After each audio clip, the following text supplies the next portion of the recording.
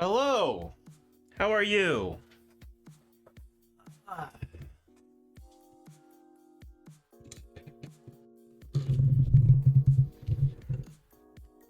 glad to hear it, Bubble. Also, hello to Red Scramer 52. I'm sorry if I say that wrong. I'm always bad with names.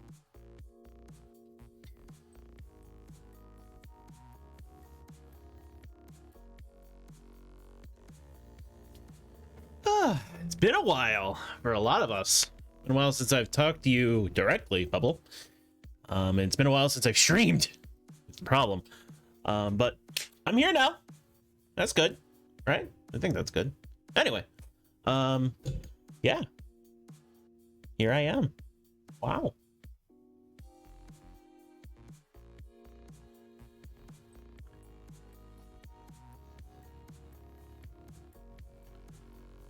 Wow, I exist. Yeah, it's crazy.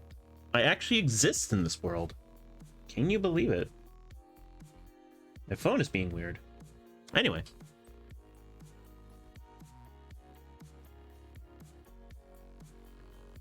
Let's get into the game, shall we? Give me 1 second.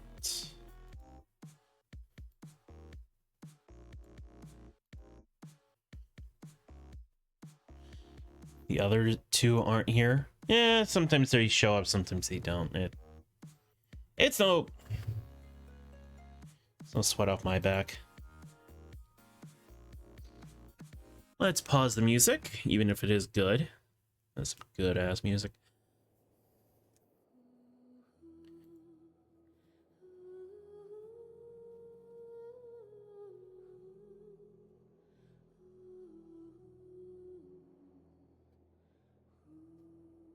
So what have you been up to, Bubble? Hope you've been doing well.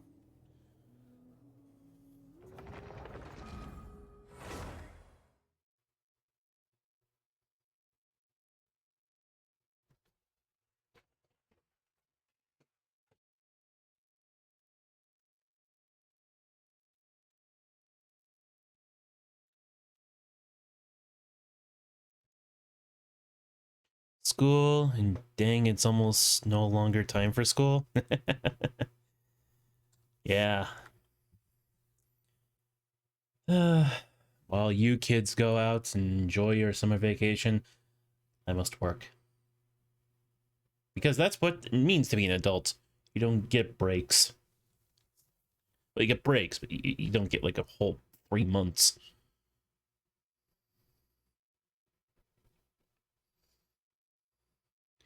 Do, do, do, do, do, do, do. Oh yeah, I was here. Anyway. What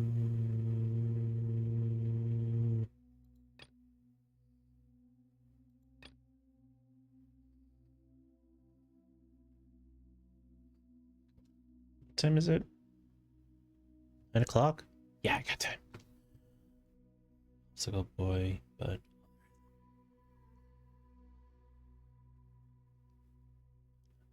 just existing.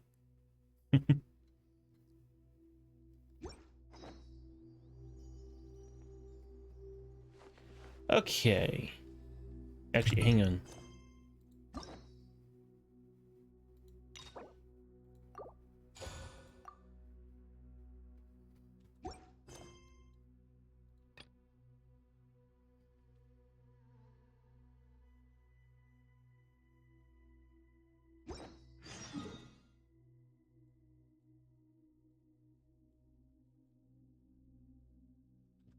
Wait. Probably see where I need to go.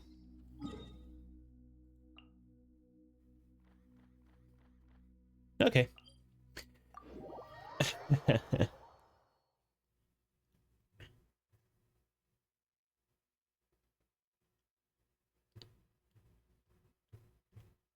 Red Screamer. Came in, said yo, and dipped out. Respect.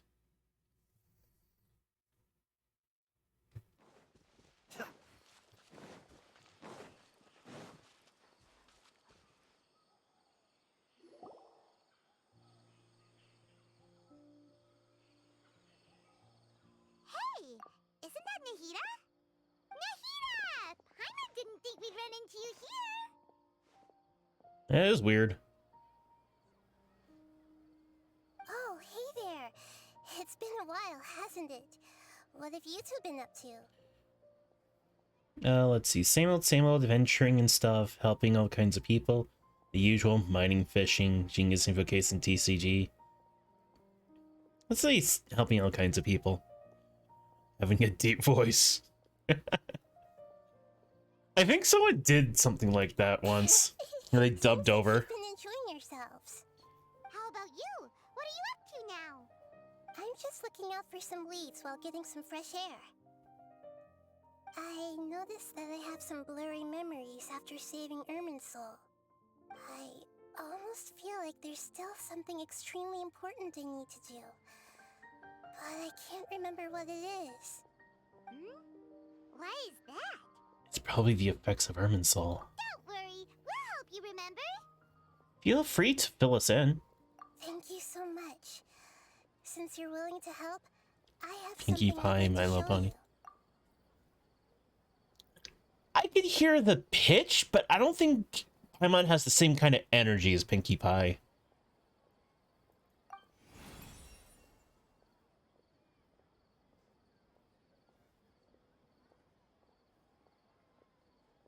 Ooh, it's beautiful. It looks like it's filled with some kind of power. I found it in the sanctuary of Suristana, but I have no recollection of it whatsoever. It's filled with Son pure of a bee. elemental power that is quite similar to mine, but yet it's also a little different. Bubble, just an FYI, your the middle sister, your sister, Tobeans, took a test on which Genshin character they best align with, and every single time, it was Paimon. So you're just calling your goddamn sister son of a bee.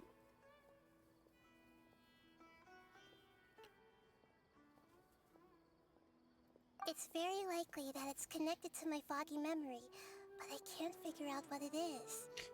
It's most likely something that Greater Lord Rukkhadevata left behind. What's with her foggy memory? Traveler, do you have any ideas? It's very concerning. I don't know, but it's very concerning. You know, Nahida, we just happen to be going on an adventure right now. If we find anything, we'll be sure to let you know right away. Thanks, you two. I didn't mean to trouble you again. Don't mention it. Besides, it seems you've got a lot on your mind, and we'd like to help.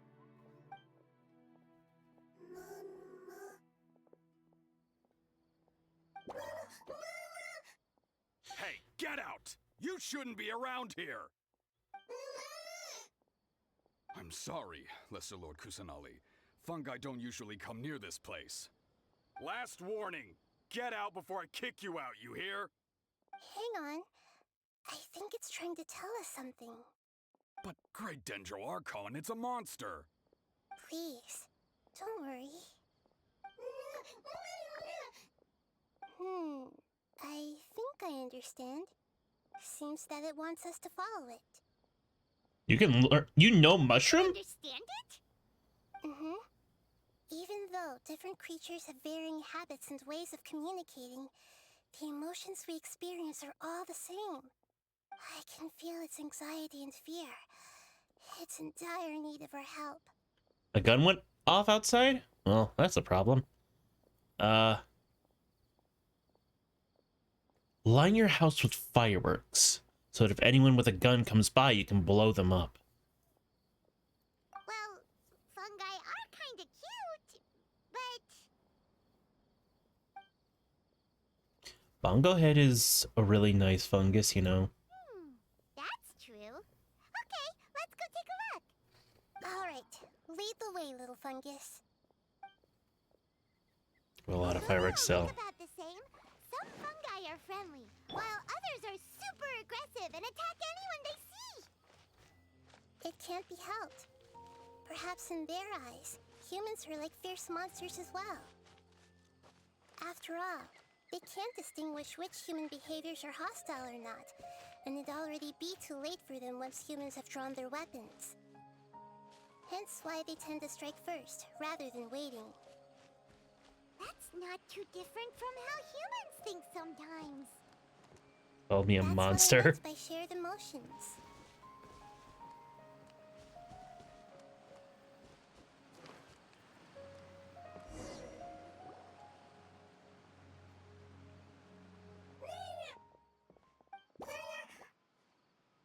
It appears it was in a hurry because of this unconscious fungus. Seems like they might be family. So maybe this fungus wanted to bring Nahida here to help its family member. Probably. Although fungi are simple creatures, they're very sensitive to elemental power. Maybe it noticed me on my way back and thought I'd be able to help. I'll take a look. I should be able to help if it's just a common illness. What is it, Nahida? Strange. Very strange. This fungus didn't develop from a spore. It's an elemental life form. Huh? An elemental life form? Yes. Although the fungi you normally see are capable of using elemental powers, they're merely borrowing elemental power from nature around them. As for this fungus, it has elemental power flowing through it. Definitely not anything like your typical fungus. Wow. So you're saying it only looks like a fungus? Exactly. This is very interesting. I've never seen anything like it. So this is a first even for Nahida. But that's not all. There's a large void within its elemental power. The void is stopping the elemental power from flowing normally, which must be why it fainted. So do you think it'll wake up if we can fill the void? Yes, and I just so happen to be good at this sort of thing. I'll see what I can do right away.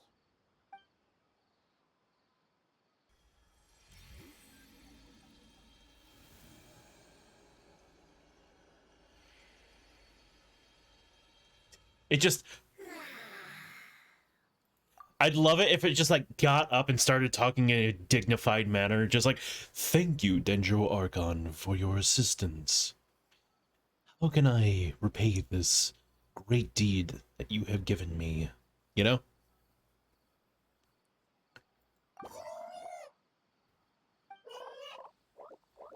My power was compatible. Looks like everything is fine now.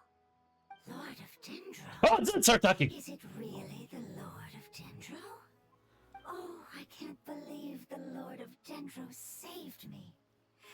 Thank you, as well as the stranger and creature next to you. I was just joking, I didn't think this would happen. How did I know? Am I in the game?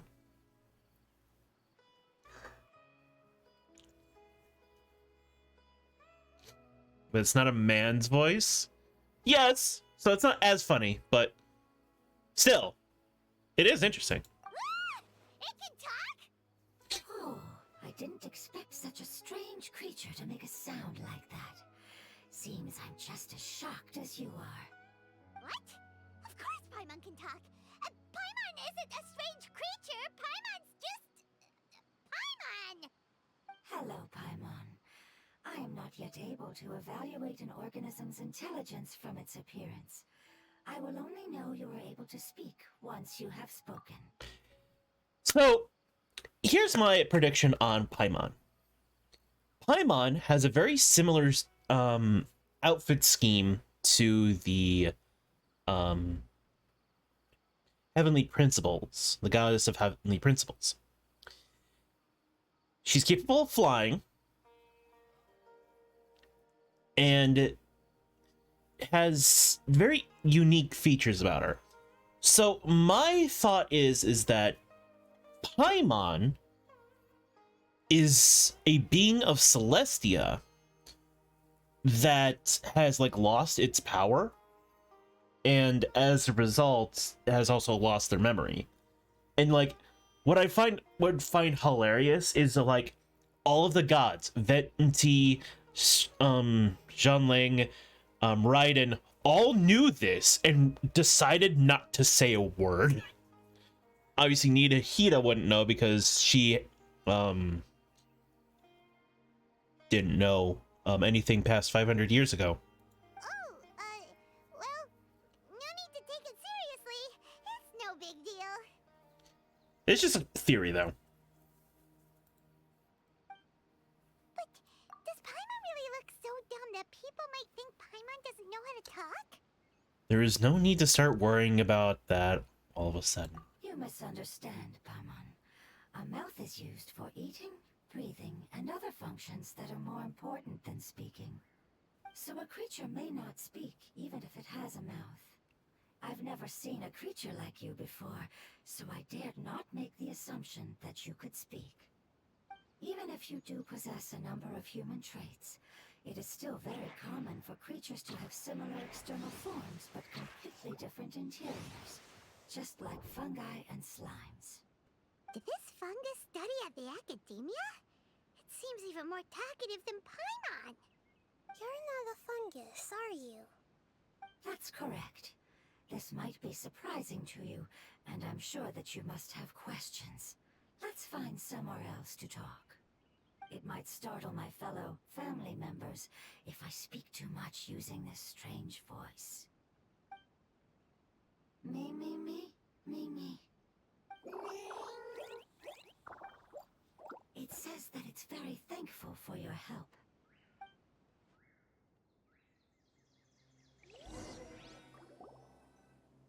I was confident that I knew of all the creatures in Teyvat.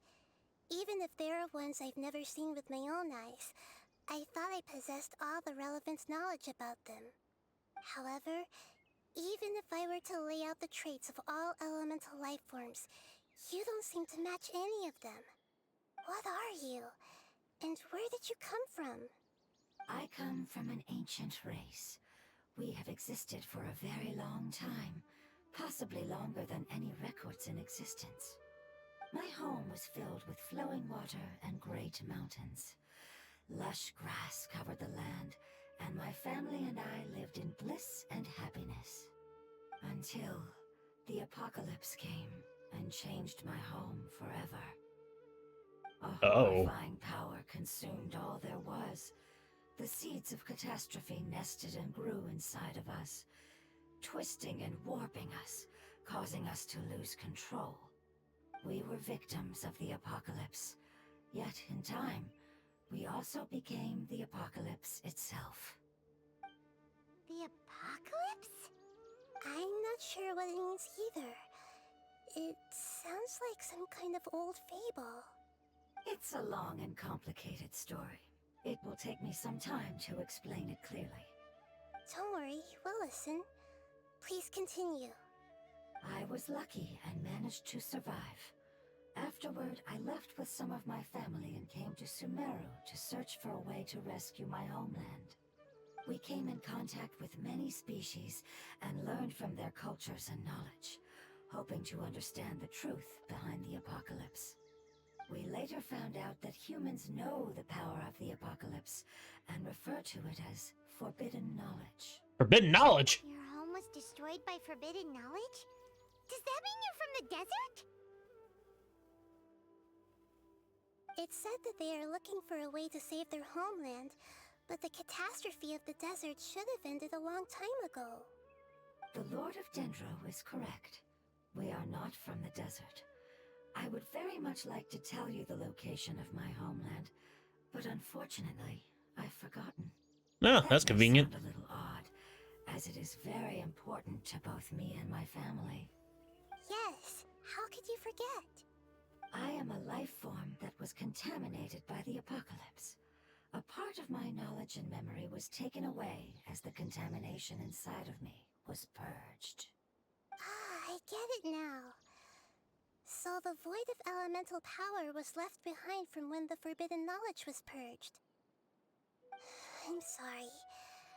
I hadn't considered that kind of possibility. That's okay. Lord of Dendro, there is no need to apologize. Without your help, I would have lost more than just my knowledge and memory. And not only did you save me, but you've also already rid the world of the remaining forbidden knowledge, right? That's right. The forbidden knowledge is no more, and your homeland should be safe now. My home should be safe now. We can go home.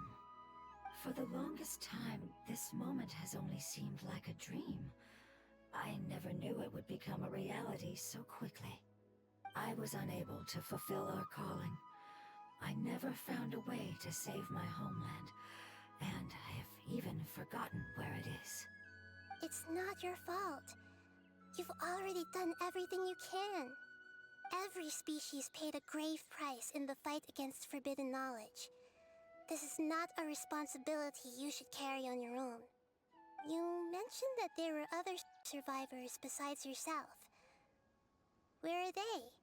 Maybe they'll remember. The apocalypse put us through immense pain. Many of my family members have already met their end. I'm not sure who else is still alive. Nahida, you need to grow. Nahida is only 500 years old. Do you know how young that is for a god? Nahida's just a child. She's still growing. Give her like another 1,500 years and she'll become a very beautiful, mature looking woman.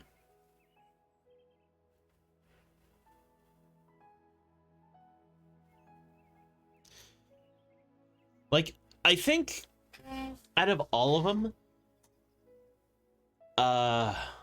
Nahida's definitely the youngest, and then after that is I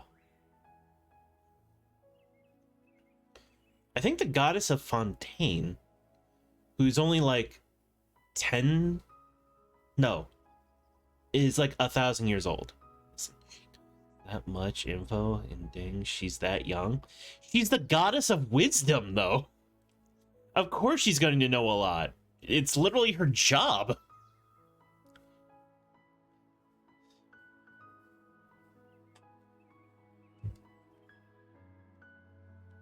She has a direct connection to Irminsul. If you don't know what Irminsul is, it is basically the wellspring of information for the entirety of Teyvat. Everything that has transpired or has the potential to transpire is recorded in Irminsul, and the Dendro Archon, the goddess of knowledge, is the only one who has a direct link with this information. That's why she's so goddamn smart, but she still acts like a child. I don't play the game, all right? I get it. I get it. That's why I like talking about the lore, because I like teaching people this stuff.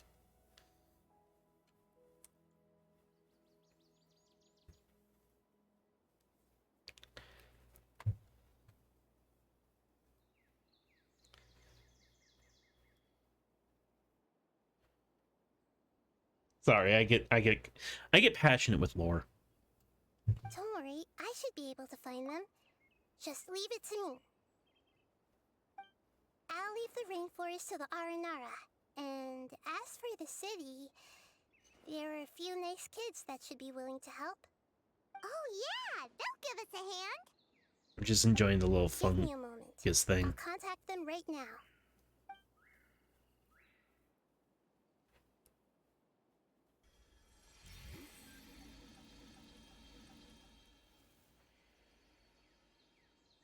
That should do it.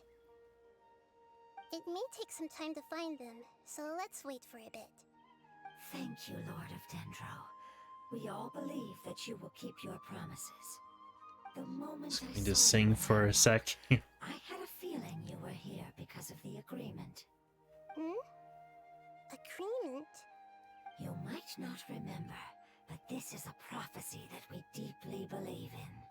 That the Lord of Dendro will bring us home once the catastrophe comes to an end. Ah, I see. I'm sorry. There are also some blurry segments in my memory as well. But I'm very concerned about your homeland. This is something I should help with. It's really no trouble to me at all. Would you all be willing to come with me somewhere as we wait? The more family members that can return home with me, the better. But didn't you say that you don't know where they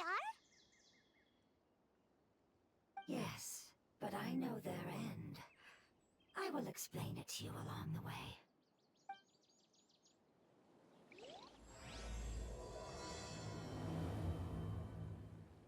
Awesome. Yeah, what's funny is the fact that so that is a floating hydro fungus that elemental is taking the form of. And in a previous event, we actually got a pet hydro floating fungus. We called it Bongo Head.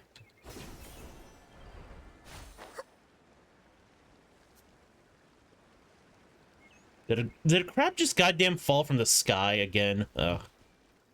Damn flying crabs. They're gonna slowly become a fungus. There's something that I'm very concerned about. What are you talking about? Are you talking about the crystal? Yes.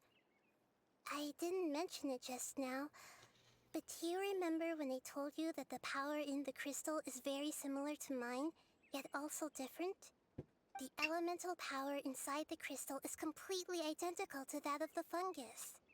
What? Ooh, excuse me, I just burped.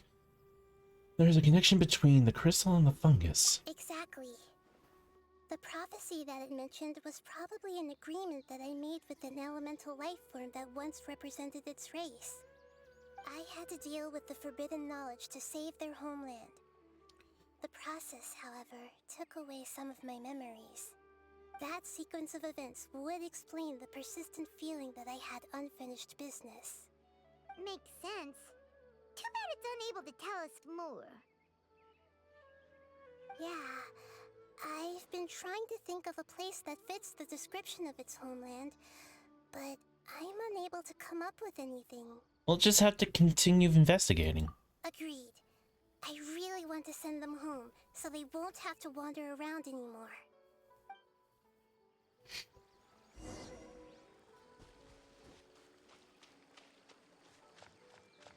Doop-a-doop-a-doop-a-doo. The road here is a little rough. I'll lead the way. Don't worry, Paimon can handle any road! Ah! Enemies! You're up, traveler! You are not welcome here. Illusion shattered. Allow me! Be still.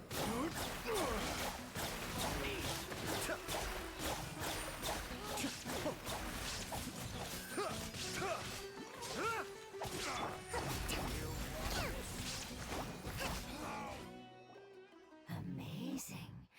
With such skills, you all would have definitely been able to find a way to survive the apocalypse. Hey! Paimon has been meaning to ask.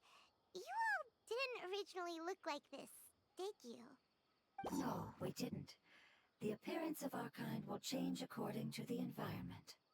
After communicating with various living organisms in Sumeru, we discovered that fungi are the life form most adapted to live in these lands. Thus, we gradually took the form of fungi and became a part of their group. It's hard to believe that's even possible.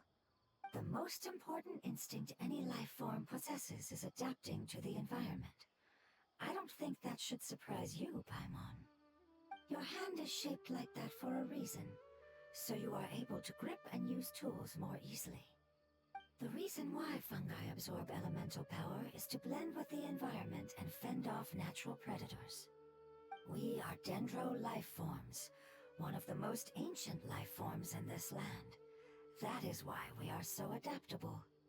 So you mean, if Paimon wanted to, Paimon could change into a different form as well? Not as freely, I'm afraid. You would require a long time to make that happen. Although this is common sense to us, it is still extremely difficult to explain. Putting it as simply as possible, changing form requires energy, and energy comes with time. You cannot make a sprout grow into a giant tree instantly, nor can you force a tree to bear fruit overnight.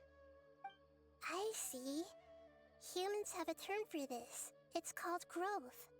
Ah, you're so smart, Nahida! Paimon gets it now! Seems like it's pretty good at coming up with metaphors as well. Growth. I see. Yes, then this is what you would call growth. A most beautiful word. I shall enjoy it more as we walk.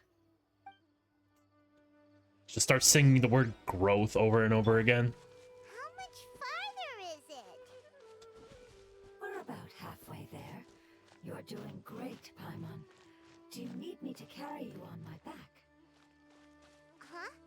Oh no, Paimon was just curious. Paimon isn't that tired. You seem to enjoy taking care of others. You think so? Does the Lord of Dendro need to be carried? That would be awkward, wouldn't it? Why don't you fly up and sit on top of my head? We can figure out who will carry who later! We have monsters here!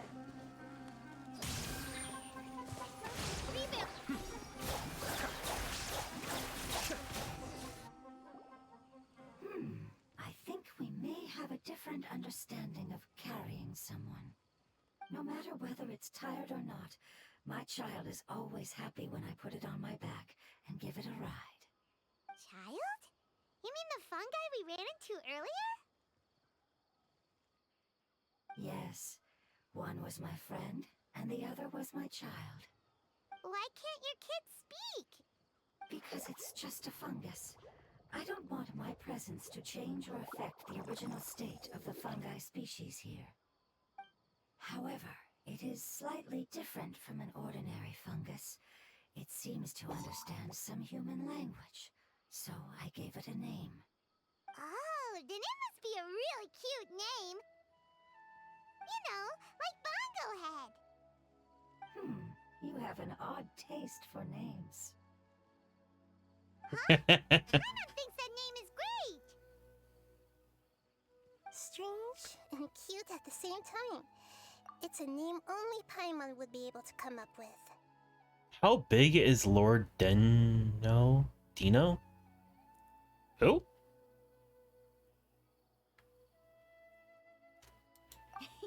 That's right. The name I came up with was not as creative as Paimon's. I learned it from an adventurer. Its name is... I'm sorry, but I've forgotten. Seems like I've forgotten many important things. Keeps mentioning. Oh, Nahida. Nahida is the goddess of Dendro, therefore she is the Lord of Dendro.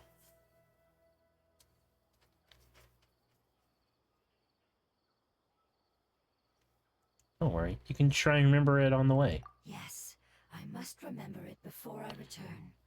It's just as important as my homeland.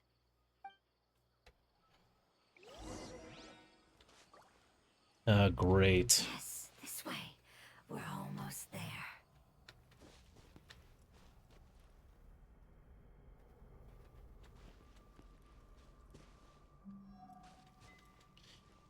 Am stinky brained.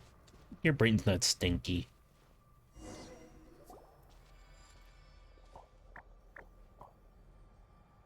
It's the Withering. Yes, I have heard humans also call it that before. It's the last form we take when we are at the end of our life. Paimon doesn't understand. It's trying to say that when they've suffered enough and reached the end of their life, they become a tumor of the Withering. Yes, I would have also suffered the same fate if it wasn't for the Lord of Dendro's help. So, this is how the Withering is formed? Previous research has revealed that forbidden knowledge is the root cause of the Withering. But even if forbidden knowledge has been completely removed, its influence still remains, which is why the Withering remains even after forbidden knowledge has disappeared. They've been tormented by forbidden knowledge for a long time. It's understandable that they will eventually become the Withering, but what a sad and pitiful end. When I left my homeland, flowers like these filled the fields, each bloom representing individual life. They grew in the pristine lakes, in the fertile soil, in my home, and in the homes of my friends. They grew everywhere, until the world suddenly lost all its color and became tainted and murky. But it's all right. Our life essence, elemental power, still resides in this flower. After an adventurer clears the withering, I will quietly draw near the area. If I can sense the elemental power of my companions, then I take them with me. But that would mean the effects of forbidden knowledge could have... It's okay. That's not important anymore. I just hope that they can all make it back home. It's not right to leave them to simply perish in the open like this. Now that we finally have the chance to return home, each one I manage to bring back will make me that much happier. I understand. Just leave it to us. This is a product of forbidden knowledge, after all. So you're worried about me? It's fine. Forbidden knowledge doesn't exist anymore. It's natural to want to be overcautious when dealing with a highly venomous snake, but when all that's left is its skeleton, there's nothing to worry about. If you say so. Paimon doesn't get what you two are talking about, but we're all ready to go now, right? Then let's do this! We've dealt with the Withering countless times already! A bone snake. Ooh.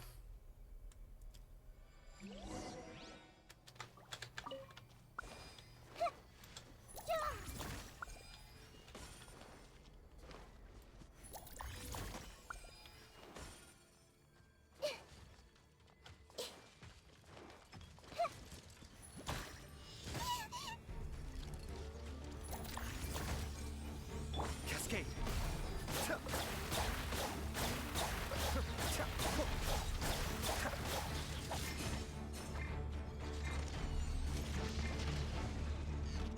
Oh! Everyone hold hands! Hold the line!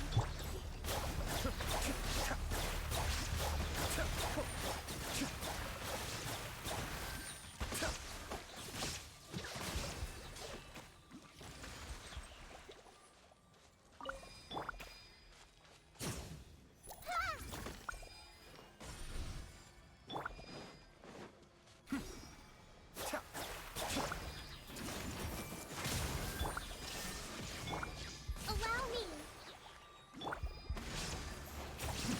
The depths beckon! Share my knowledge! Now you shall perish!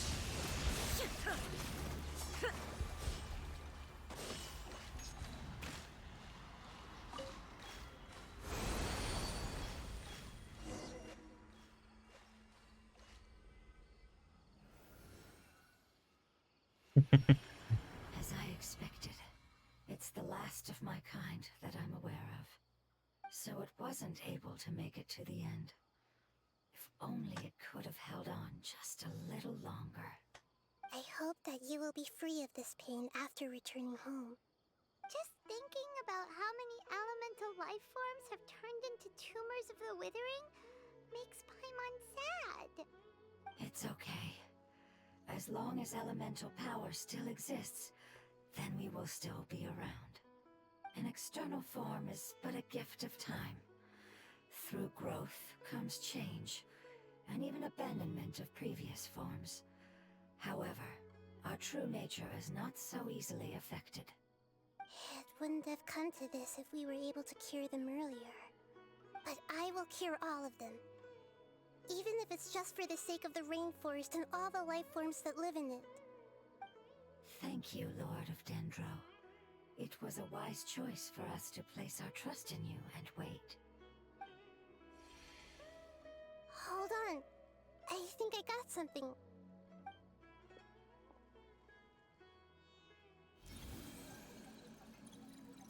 Oh, I see. Okay, I understand. Thank you so much. So, they found a fungus that matches the description I gave them. It's currently unconscious. It must be in a similar situation as I was. We should hurry and go Imaginary take a look. friends. Okay, follow me. I think she's talking to a plant person called an Aranara.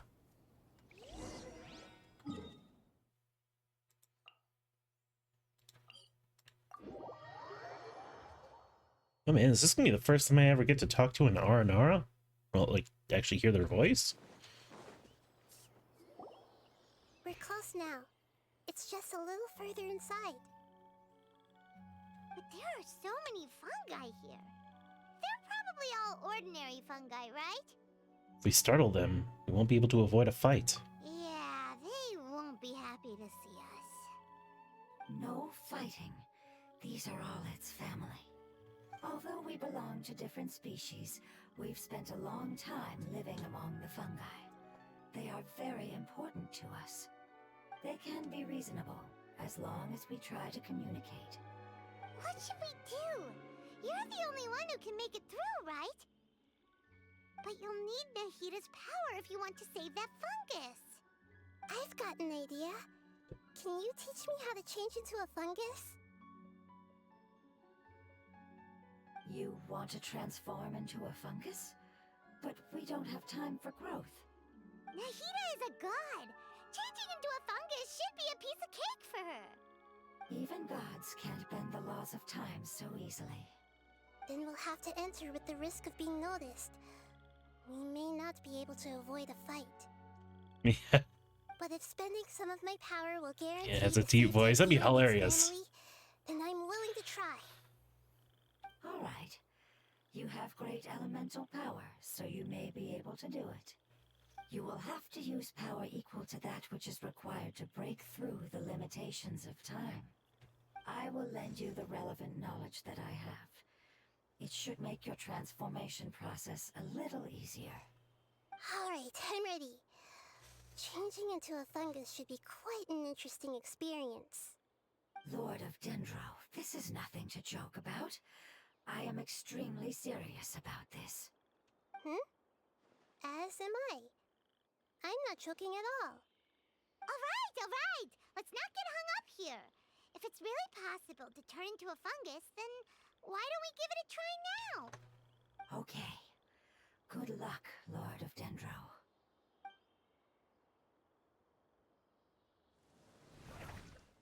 Yeah, it worked! Wow! You really turned into a fungus! So, how does it feel? It's actually not too bad. My perspective in this form isn't much different from usual. The unconscious fungus is just below here. Can you all help me determine which one it is?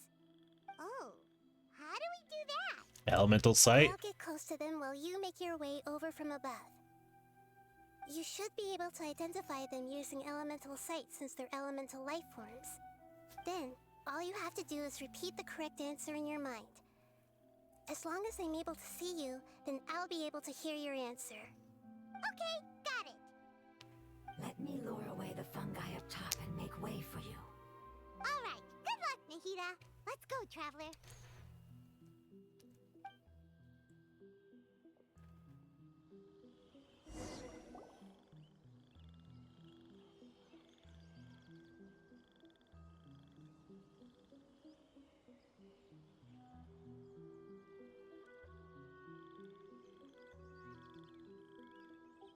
I think it's the one that's collapsed. There's a fungus on patrol in the center there. It looks pretty vigilant, so I'd better go around it. Nana!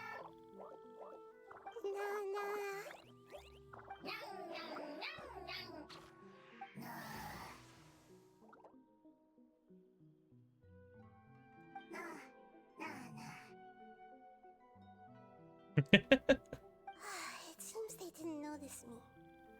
It seems that fungus won't be moving for the moment. I should hurry and make my way through.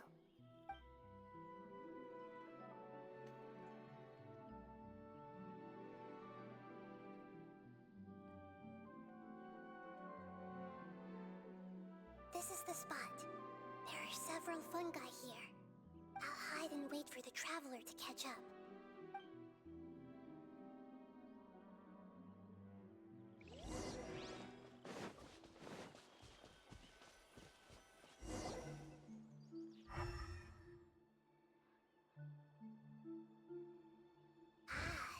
this is the one.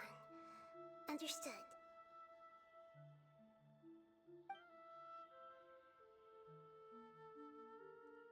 This is so weird. Just watching a mushroom walk by.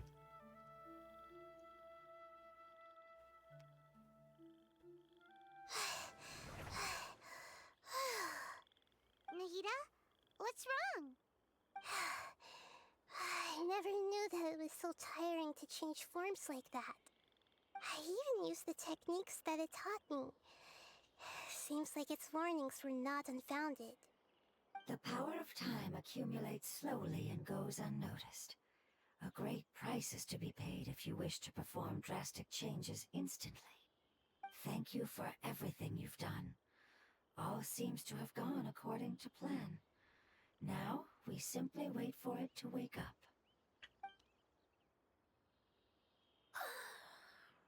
Who are you? Nope, it's even lighter voice. Apologize. Language is not easy.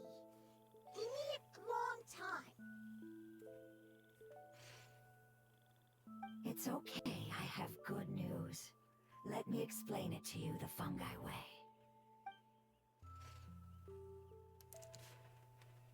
Apocalypse ended? Go home now? Yes, unfortunately I've forgotten where home is.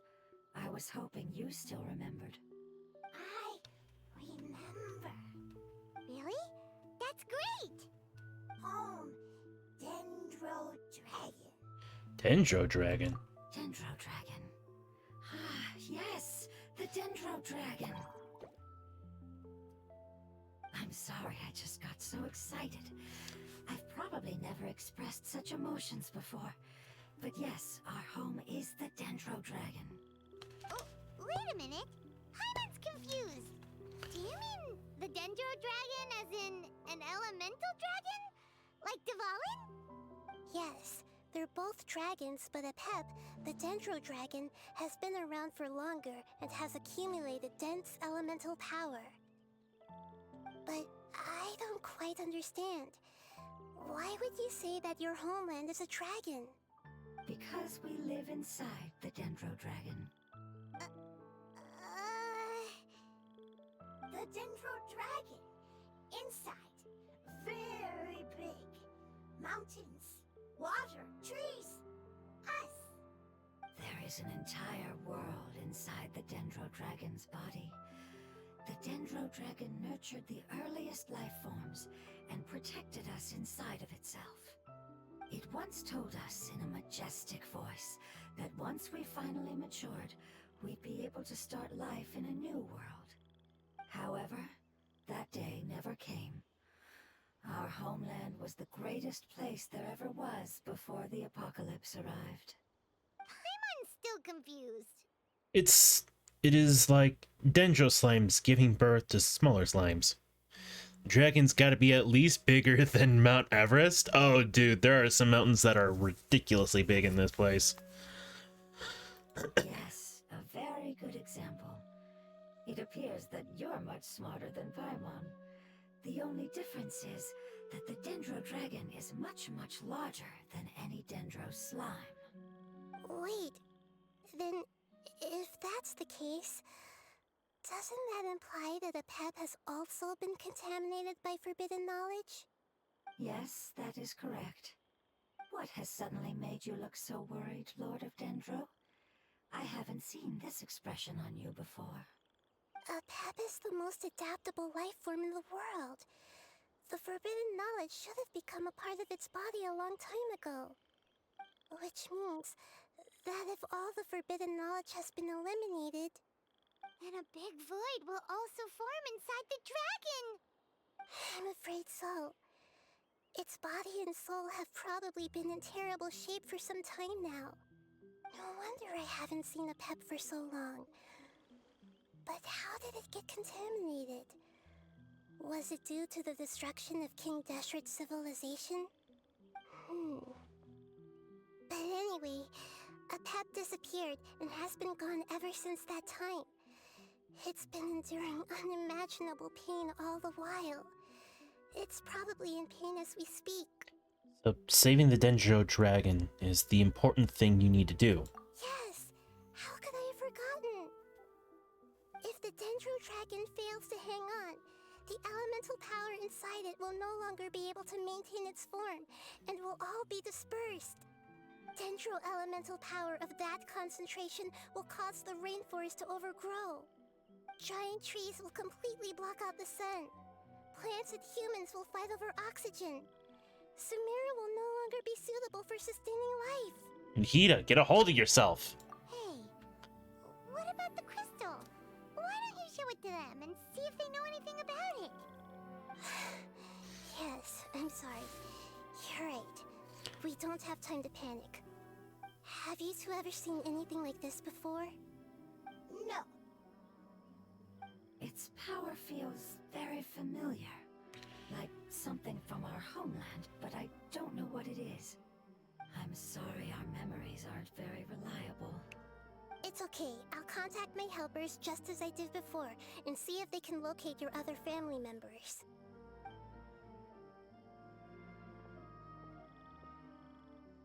I'm counting on you all. Your info is crucial to us now.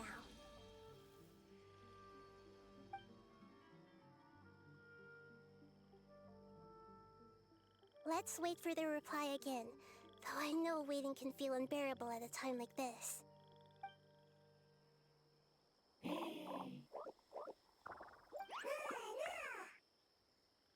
Zaintoon peaches, some apples, and some sunsettias.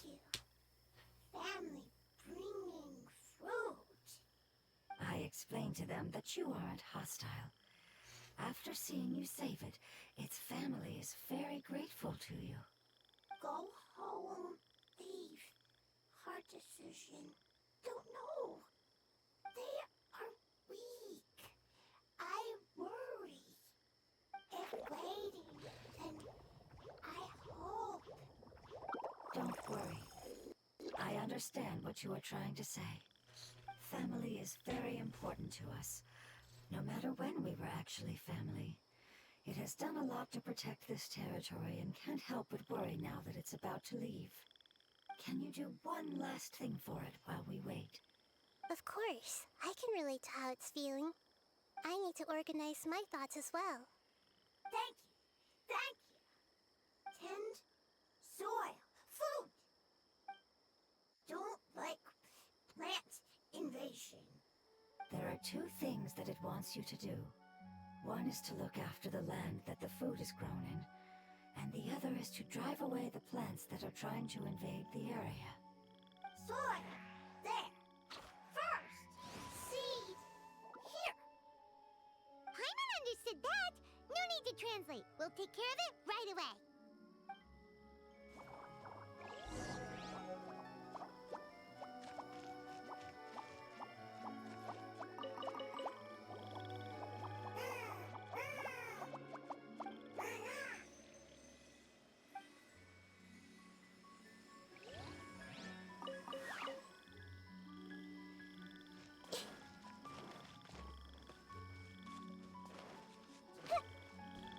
So, Bubble, I have a question for you. It's a really simple question that relates to the game. Should I do chicken or should I do beef tonight for dinner? I want to get your input on this.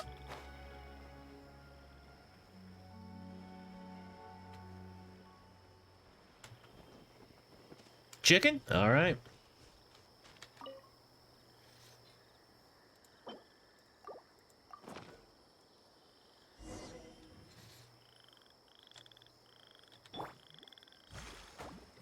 We've planted all the seeds! It's time to handle the invading plant life!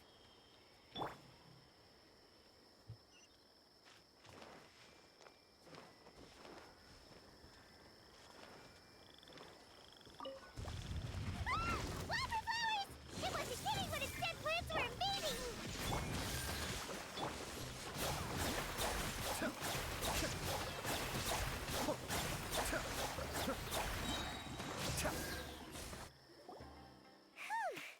That should be all of them. That wasn't too tough. Nahida, are you feeling better? Yeah, I've come calm down now.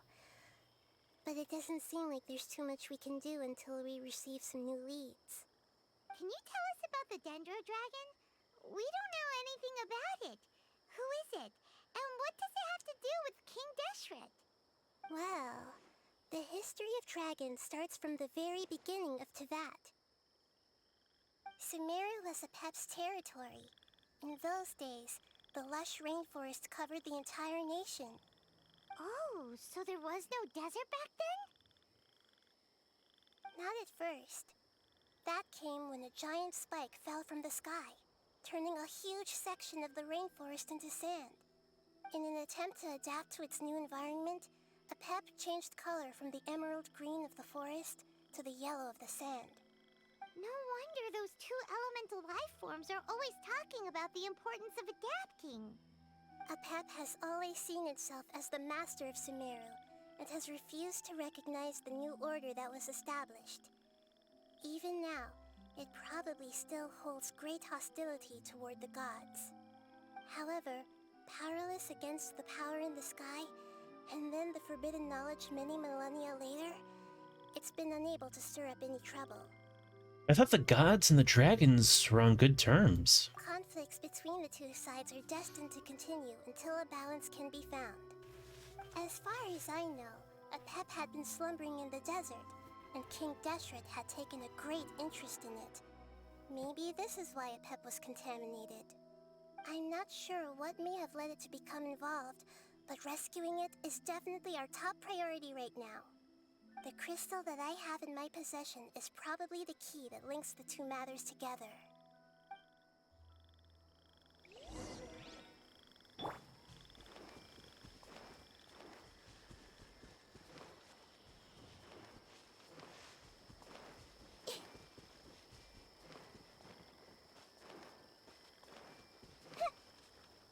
Hey, Bubble, how old are you again? I kind of forgot, and I'm just kind of curious.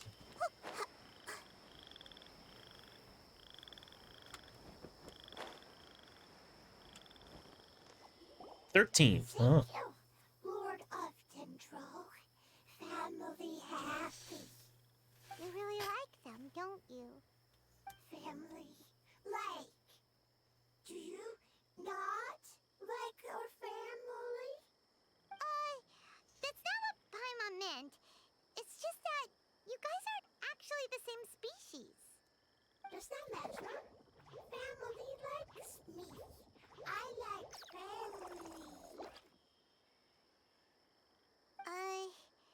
Paimon doesn't quite understand. What it's trying to say is that as long as family members get along well, then nothing else matters. You place importance on appearances, but we do not. We find the experiences, knowledge, and connections we've made to be more important. Found family. These are all things that are more reliable than mere external appearances. These are the fruits of time, and the essence of what it means to grow. Oh, Paimon gets it now. Looks can always change, so what's inside of us is more important. What if Paimon's looks changed? Paimon would still follow you around. Wait, would you not be able to recognize Paimon? Oh? Understood. Thank you. Still nothing new from the forest. Seems like we won't be able to find your other family members for now. It appears we are out of leads to follow, and if no one knows how this crystal works, then Apep may be in danger. Sorry. It's okay, it isn't your fault. I don't think it's a coincidence that neither of you can remember anything about the crystal. Maybe it's because the crystal has a very close connection to forbidden knowledge, which causes memories of it to be unclear. And if that's the case, finding the other fungi still wouldn't help us at all. The crystal and the apocalypse. The apocalypse and memories.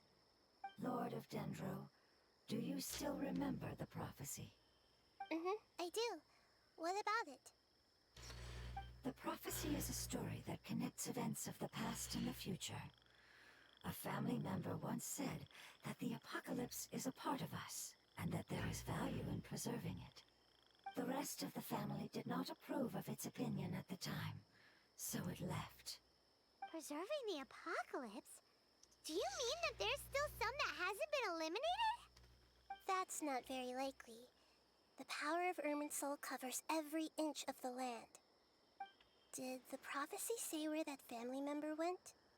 To the limitless depths east of Sumeru, a murky place that no one can return from. Chasm. Yeah, that must be the chasm, right? But what is it doing there? It's impossible to preserve forbidden knowledge, but what if it can be converted to a different form? I'm sorry if I'm suddenly not making any sense. However, I do think it's possible. Follow me. I'll explain it once we find that elemental life form.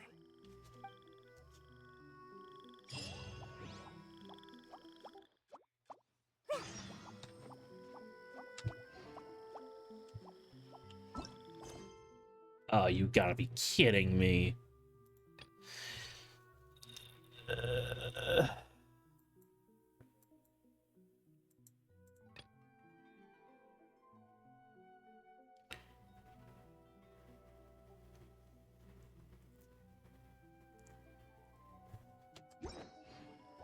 Wait.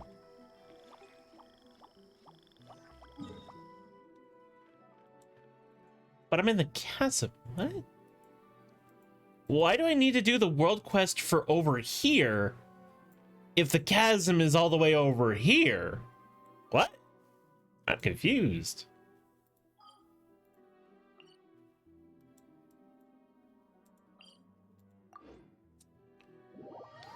Or maybe not. Maybe I just don't understand things. Maybe I'm the idiot. I might be the idiot. I'm very dumb.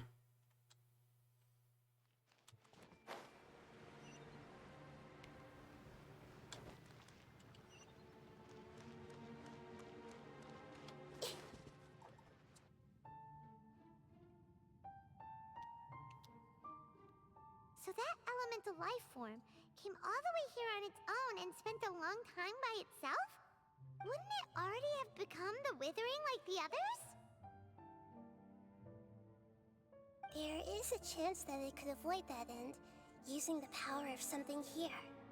I'm referring to what was used to fight against the Abyss. It once repaired the rifts of Teyvat long ago. It has the ability to purify and stabilize powers that shouldn't exist in Teyvat. Forbidden knowledge that its light has shone upon is kept here forever in a different form.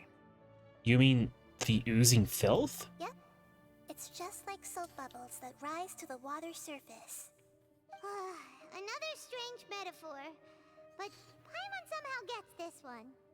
What the Lord of Dendro means is that the apocalypse was altered by the power of the giant spike and hidden within the oozing filth. Yes, and it shouldn't be far from here. Let's go and take a look.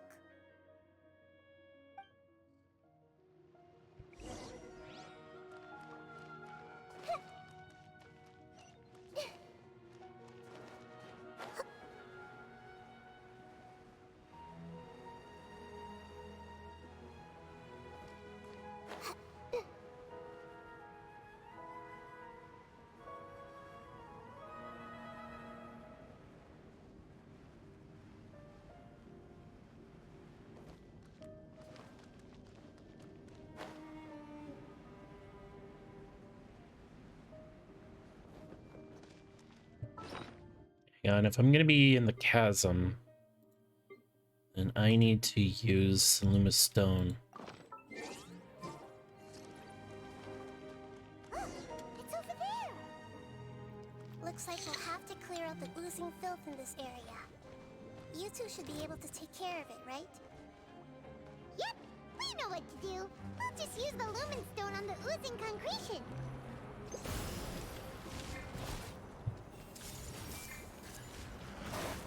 Shine down! Be still.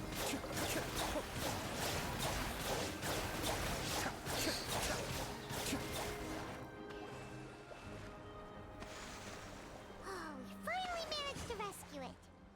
It should be the life form from the prophecy.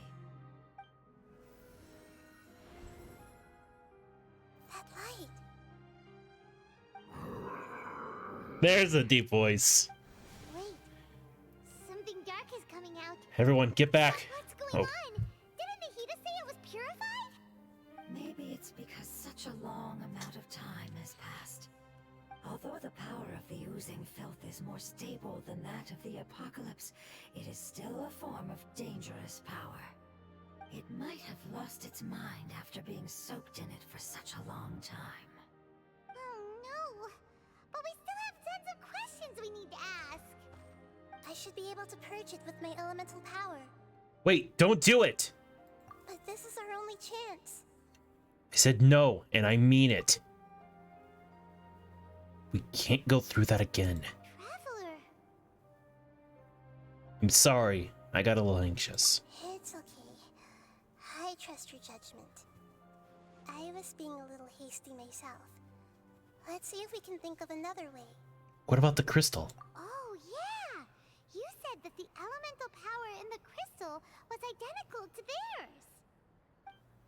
You want to use its power, but The Lord of Dendro seems hesitant.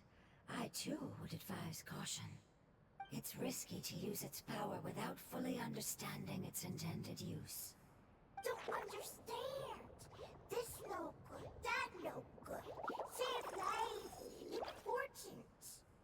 Yes, I understand, but this is our only Voice chance her. to return home.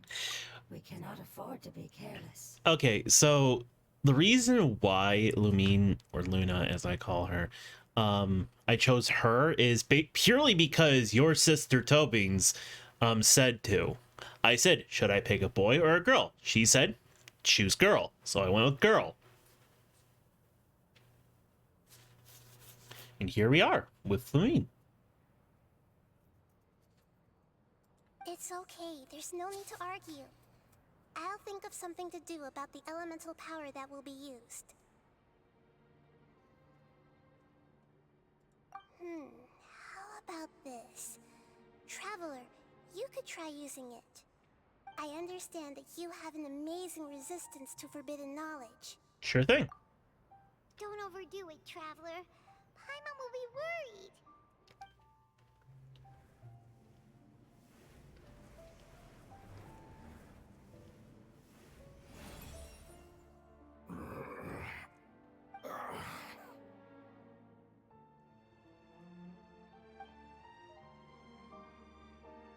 Lord of Dendro, and you others.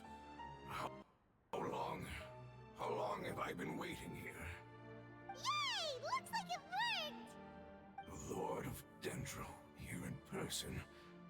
Does that mean the apocalypse has come to an end? Wait, did you get smaller again? I'm sorry. That portion of my memory is highly unreliable at the moment. I can't seem to remember who you are. That sounds about right. After all, the purpose of my existence is precisely for those unreliable memories you speak of. You once said that the apocalypse will be completely eradicated, and that relevant memories will become unstable. Even you couldn't promise that you'd remember our agreement after those events take place. However, you are definitely someone who stays true to your word. My sacrifice is nothing compared to your resolve. You and I made the agreement? Yes, you used your power to protect me. That is the reason why I was able to survive here. To be honest, I'm nearing my end. I had thought I'd be stronger than this. No one can withstand the power of the apocalypse. In order to preserve a somewhat stable memory, I had to change the power of the apocalypse into a different form. Only the giant spike that fell from the sky was capable of doing something like that. But the moment I chose to go through with it is the moment I lost my chance of being rescued by the Lord of Dendro. But enough about me. Lord of Dendro, let's get to the important matter at hand. As you can see, I won't last much longer. I understand, and I'm sorry, but Can you please tell me what this is? This is a fire seed. It's an essential item for saving the Dendro Dragon. Thankfully, it appears to be in good condition. The Lord of Dendro and our people created this item together. It mimics how the Dendro Dragon's Heart of Oasis operates. The Dendro Dragon has been tormented by the apocalypse for far too long. It too is nearing the end of its power. However, if you are able to reactivate its Heart of Oasis using the Fire Seed, then the Dendro Dragon will begin to recover. And as a result, our homeland will return to the way it once was. Lord. Oh, so the Heart of Oasis is a pep source of power. No wonder the crystal was able to heal this fungus just now. That's what it's used for. What? You used the Fire Seed to save me? Why? What's wrong? That's... never mind. It's not your fault. You didn't know. The Fire Seed contains a high concentration of elemental power inside of it. It's very powerful, yet fragile at the same time. It is not stable in its current form. To prevent any accidents, please don't use it again. Since I am its creator, I will take responsibility for it. I assure you there's no need to worry. Alright. Aside from being able to heal the Dendro Dragon, the Fire Seed can also resonate with the Heart of Oasis. In other words, you'll be able to find the Dendro Dragon by following the guidance of the Fire Seed. But you should hurry. There is little time to waste. What about you? Forget about me. You should hurry home now. Everyone is returning home, including you. As I told you, I've already lost my chance to be saved by the Lord of Dendro. Lord of Dendro, I thank you for coming to find me, and for being willing to save the Dendro Dragon.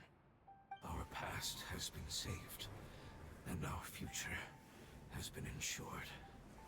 It's enough for me, just knowing that they will return home. Hey, wait! It turned into oozing filth. Can you use the Lumen Stone once more? I can still feel its elemental power. Please, of all of us, it deserves the chance to return home the most. Okay.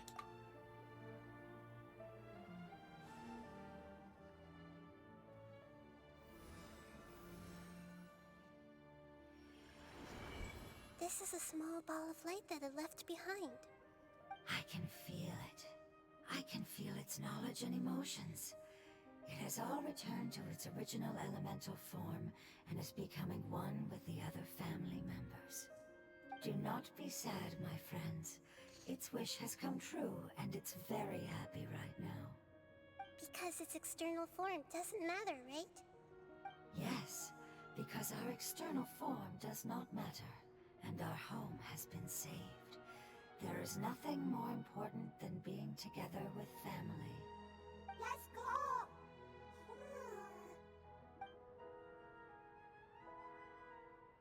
Home.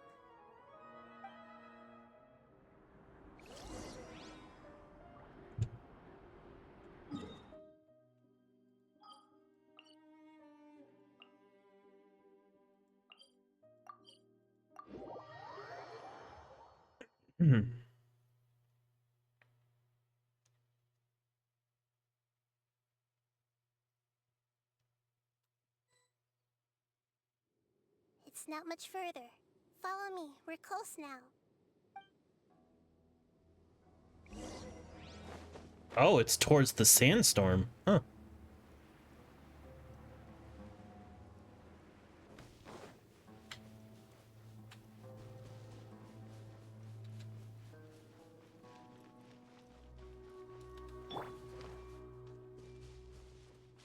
I can feel its power lingering and shifting around us. Sometimes it feels distant, but other times it seems close. This is its way of warning us. It has already noticed our presence.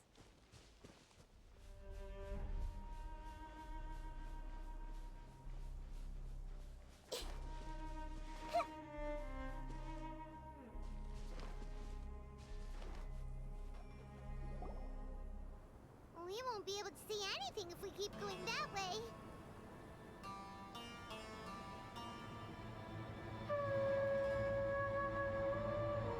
Hey, look! Something's over there!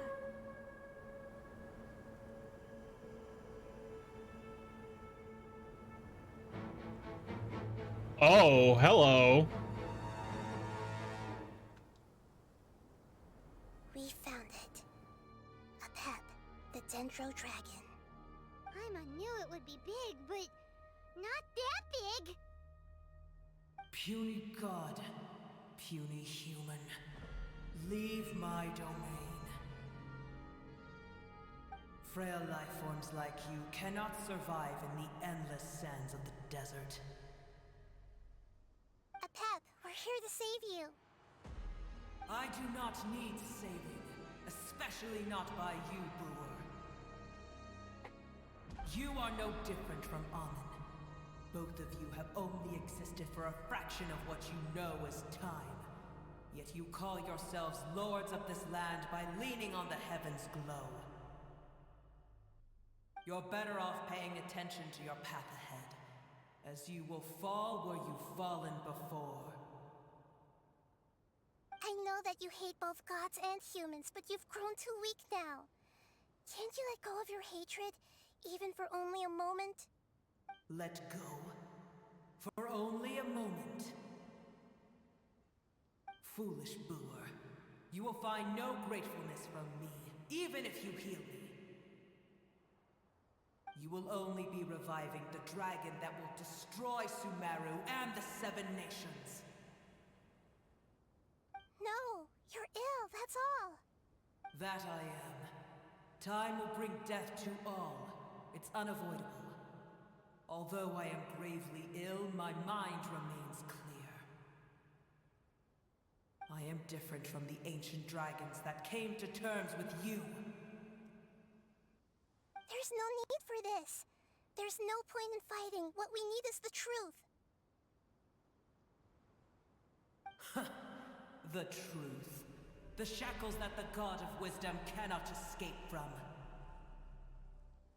I have paid dearly for the truth, and you shall do the same soon enough. Hey, don't leave! Careful, something's coming. Ah, what is that? Paimon's never seen that before! It's our family. Huh? They're your family too? But they don't look anything like fungi. External form not important. Inner nature say. The composition of their elemental power is identical to ours. In other words, they're residents of our homeland. Is this what they've become after experiencing the apocalypse? This is also a form of adaptation, although a most gruesome and pitiful one. Many of our family members never made it out of the Dendro Dragon. They've gradually taken this form in order to survive the apocalypse. Is there any way to avoid fighting them? Hey! Can you guys talk? We're here to rescue you!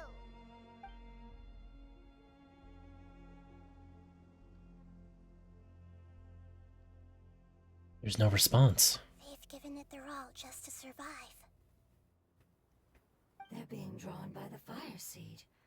Only its power can temporarily free them from their pain. All that remains are the instincts to survive and search for energy needed to do so. Everything else has been discarded in the process of adaptation.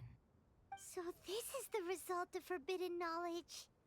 Would our world become the same if forbidden knowledge was allowed to rampage across Teyvat? Like fish struggling on land, unable to find a single puddle of fresh water in the entire world. We can talk about this later. Let's deal with them first. Yes, but please try to be gentle with them. They are not evil in nature. All they want to do is survive.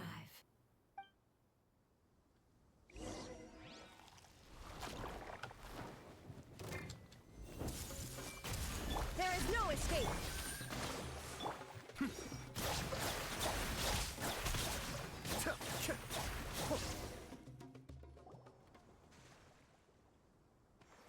Paimon thinks they used up all their strength.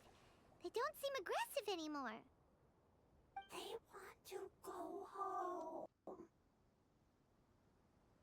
Yes, it was never their intention to leave the Dendro Dragon. Is there a way to make them revert to their elemental form? Years of torment is what turned them into their current state. Their external form has become their shackles.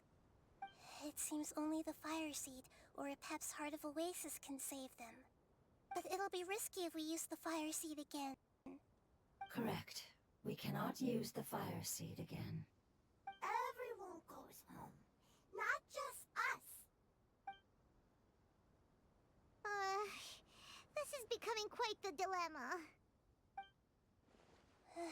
Let me think for a second.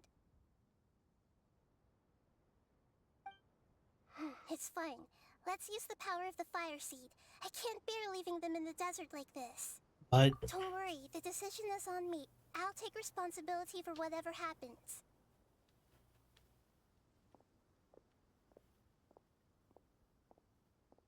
It won't require much elemental power. I'm just worried that it'll become unstable. But as long as I use my elemental power to stabilize it a little, it shouldn't be a problem. Thank you. Sorry. Stubborn. Thank you, Lord of Dendro. Returning home is the most important thing to you. I've come to understand that during our travels. I'm not doing this just to protect you, but also because I hope to use you and your experience and try speaking to Epep again. After all, that giant Dendro Dragon is also your family. Maybe it would listen. I will stand with you, Lord of Dendro. I will never forget your kindness. Yes! Thank you. Alright, here it goes. Family. We will all be able to go home soon.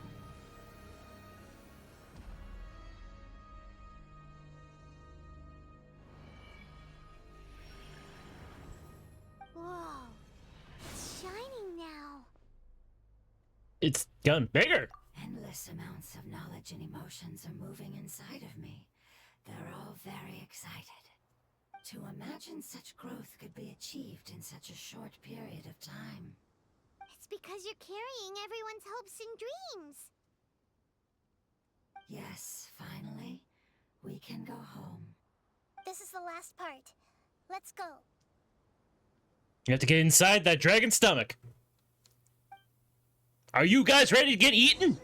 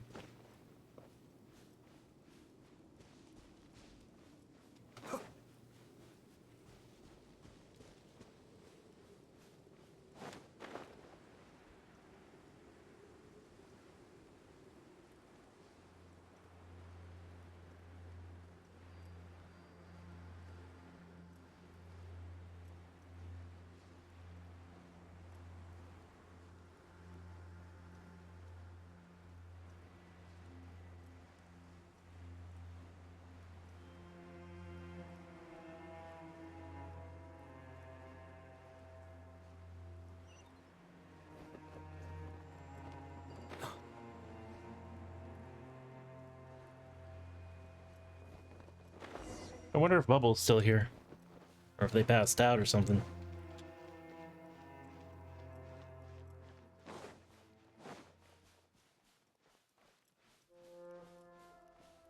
You're alive? Okay.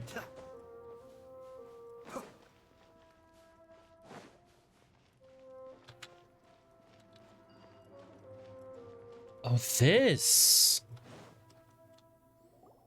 This Could this be where the Dendro Dragon lives? We can't go any further. Yeah. Who knows what's inside that cave? Our goal is not only to find the dragon, but to also enter the world inside of it. That will be impossible if we can't get it to cooperate with us. But how are we gonna do that? It doesn't seem to want to help at all. I'll see what I can do. Pep, I know we don't see eye to eye, and that we have a very different understanding of the world and its orders. However, we are both born of elemental power, and both suffered the torment of forbidden knowledge. We are not that different. And right now, we share a common enemy. We should not let our differences get in the way. Wonder if the Dendro Dragon's even willing to listen. I don't care about what you believe in, who you hate, or what you've done in the name of hatred. Nor do I expect you to be grateful. I'm here to save both you and your people. My people. They've been searching for a way to save you ever since they left their homeland. They yearn for a chance to return home. And now that everything is over, all the hatred that you harbor has lost its meaning. Rather than continuing to fight, you should consider the life you've produced.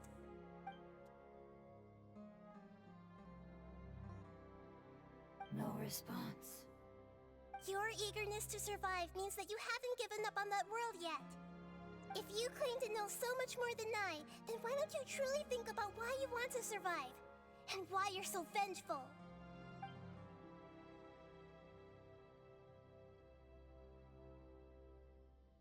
Still not good. Hurry! Grab onto me! Please keep everyone safe. And send us to the homeland.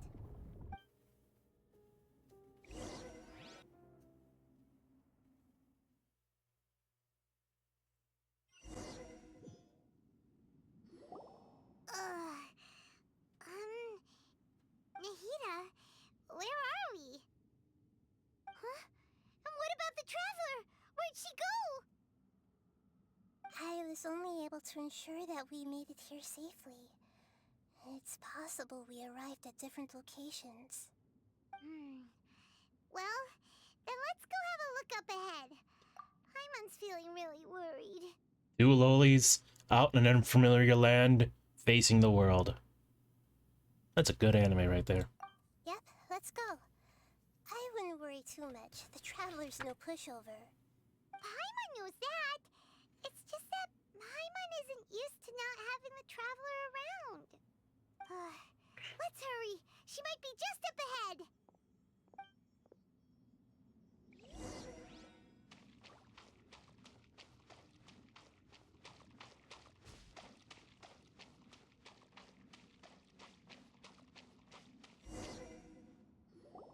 What's that? That The should be uvula. the heart of Oasis.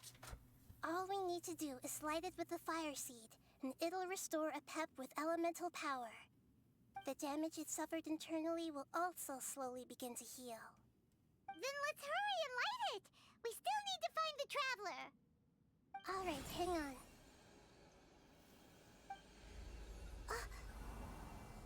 Wait! The fire seed! What happened? It shattered. It was even more unstable than I expected. But why?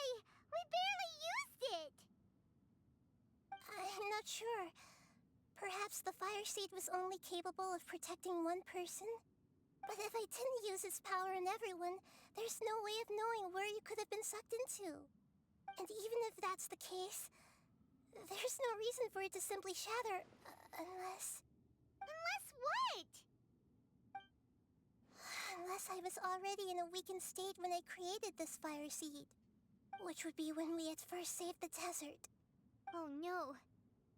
Oh no. Wait, let's put that aside for a moment.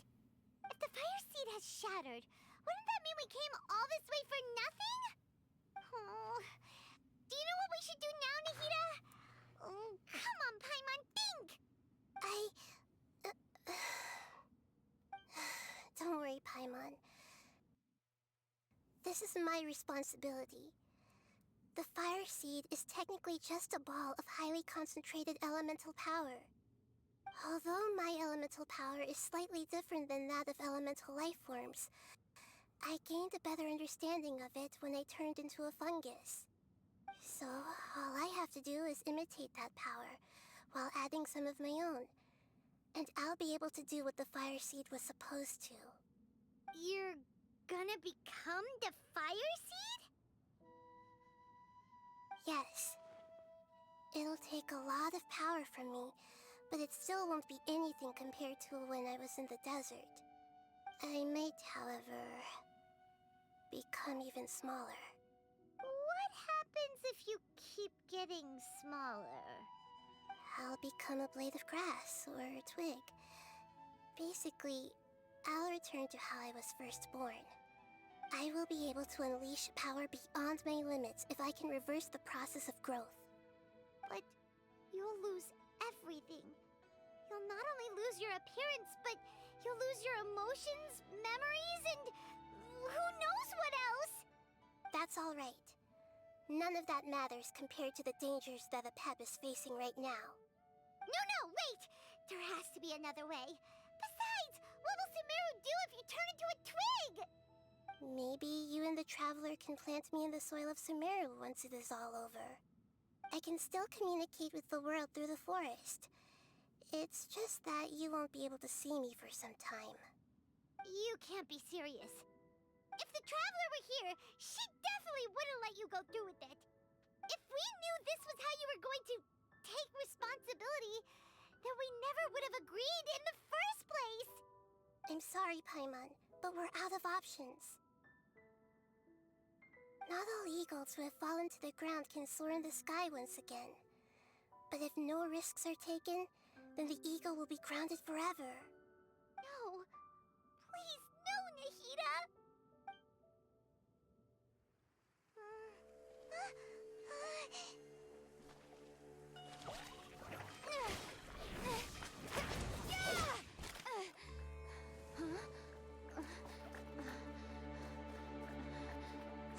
The Fire Seed shattered, and she's... I know. A sacrifice must be made, but not by the Lord of Dendro.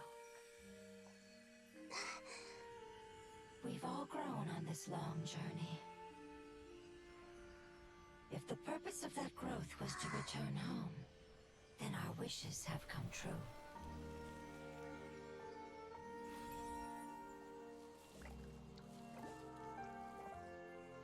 Would you lend us your power? You knew it would come to this. All the knowledge, language, and emotions that you have learned will be reverted into pure elemental energy. In your new homeland, nothing of who you were will remain. You won't be remembered by anyone. Is that truly the return you've always dreamed of? Lord of Dendro, don't be sad. This is not your home. We go home. Lord of Dendro should also go home.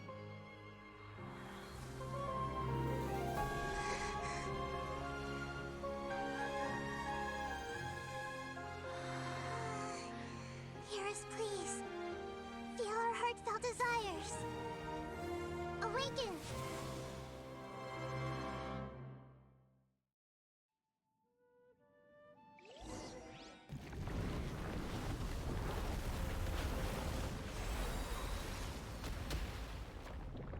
To imagine such growth could be achieved in time. It's because you're carrying everyone's hopes and dreams. Yes.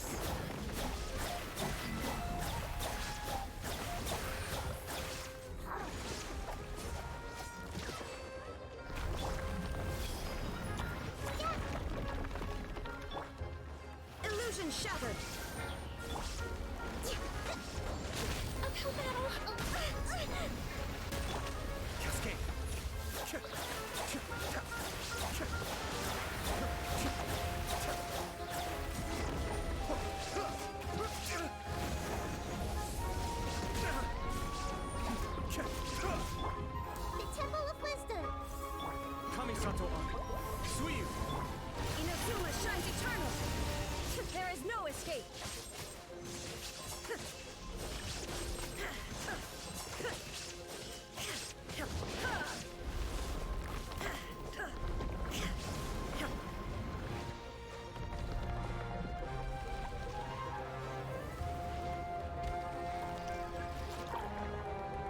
still.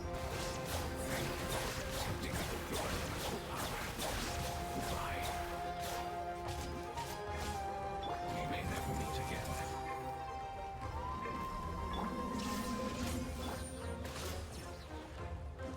I will wait for her no matter how long it takes. This is the agreement we made.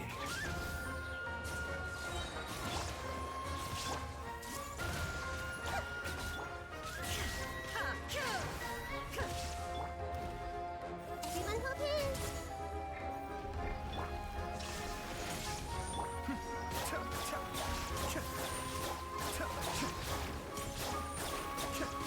hold hands. I see everything. There is no escape. Allow me. Hey.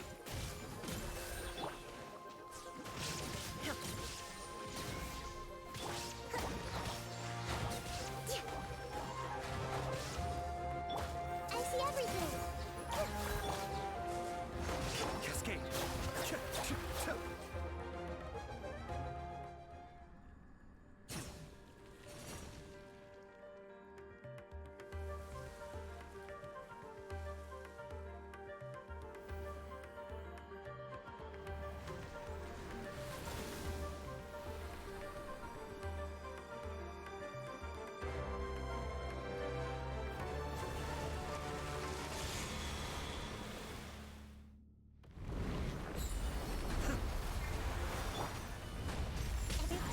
Wonderful work. It's more which means light. It will be remembered.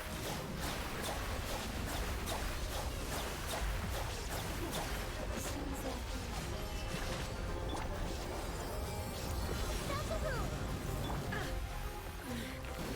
the mortal plane. Legion.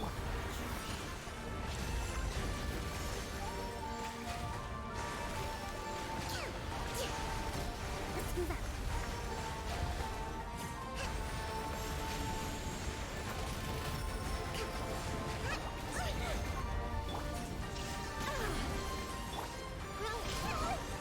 Be still.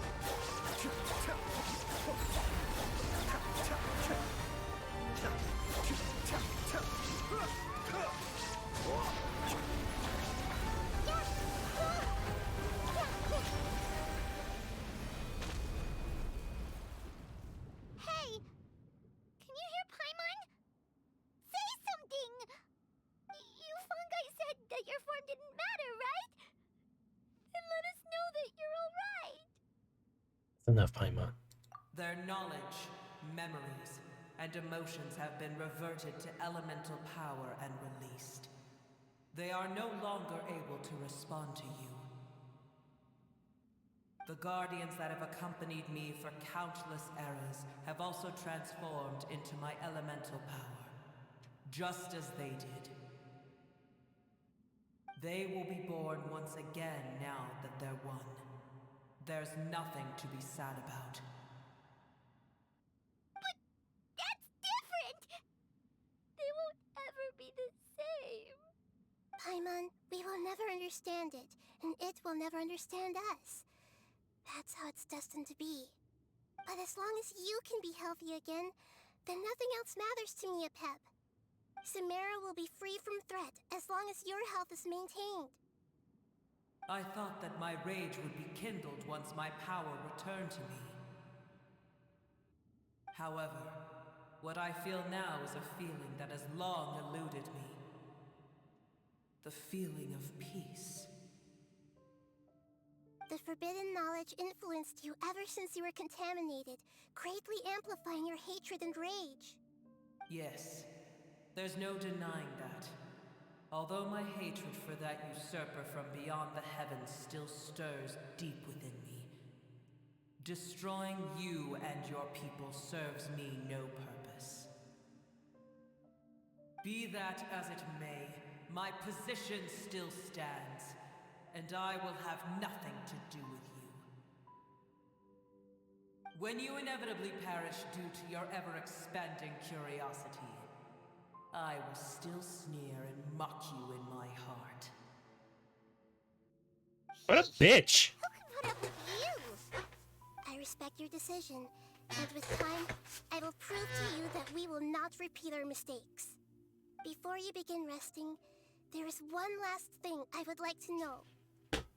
How did you become affected by forbidden knowledge? It's a long story. We all once believed in the distant past that only forbidden knowledge could give us enough power to defeat the heavenly principles. The Dragon King acquired the power of darkness from outside of this world, and led us in a fight against the order established by the outsiders. Dragon King?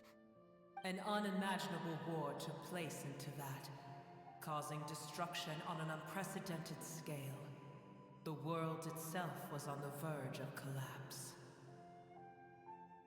In war, the victor would inherit the right to shape the world, while the losers must turn into ash. But I didn't give up on searching for a way to turn the tides, even after the death of the Dragon King. As I attempted to collect more forbidden knowledge from the corners of the world, as it was on the verge of collapse, I was stopped by the giant spike that fell from the sky. Sand dunes arose where there was only forest, and it was as if even Sumeru itself was trying to tell me that the era of the dragons was over. But you still didn't give up, did you? Because of Amun Al-Ahmar. Yes. Al-Ahmar eventually obtained this power with the help of Nabu Malikata. His ambitions continued to grow, and he planned to establish a powerful kingdom in my domain. Although I didn't think much of him, I allowed his actions under one condition.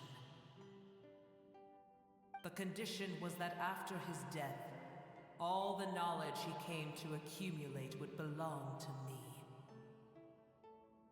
At that time, I still harbored deep regrets. By the time the Dragon King finally returned, the world had irrevocably changed. Some of the dragons have grown close to your kind, and have forgotten all about our hatred from when the world was taken from us. And some died, leaving behind nothing but their bones, while others chose to flee after experiencing pain and agony. But for me, the scales and will of the Dragon King still shine bright in my heart, even to this day. I will follow it until the end of my time. You really are insane. When Al-Ahmar's proud kingdom collapsed, I swallowed him whole as I agreed, and absorbed his elemental power. However, what I gained was no benefit. No. I gained the apocalypse. I used up all my strength just trying to keep the pain under control. I had no energy to analyze the knowledge he had accumulated. But even then, I still believed that his insanity was far greater than that of my own. So that's how the apocalypse started. I admit that I fell for his trap. I was like a final failsafe in his plan. Tiny Booer, and the rest of you, continue forward. I shall keep a watchful eye. How far will a life so dear and precious to the heavenly principles be able to go? I wonder.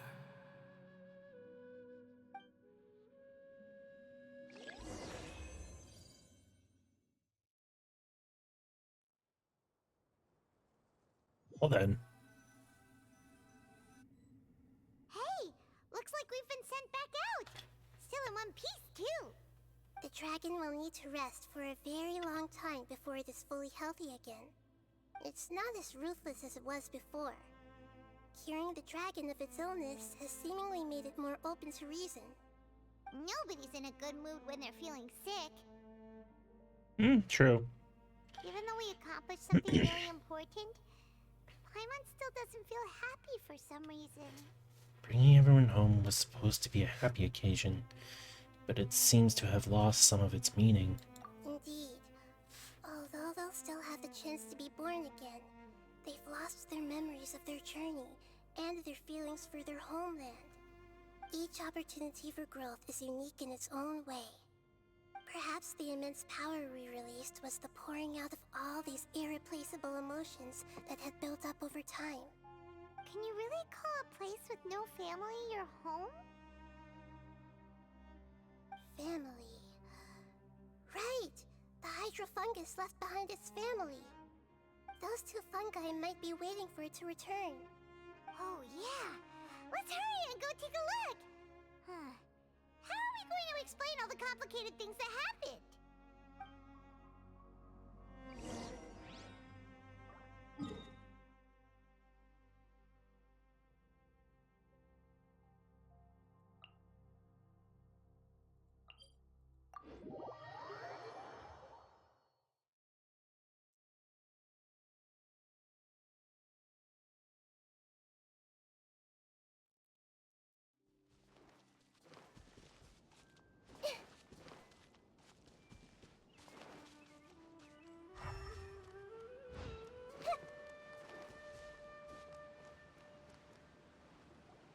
They're still here!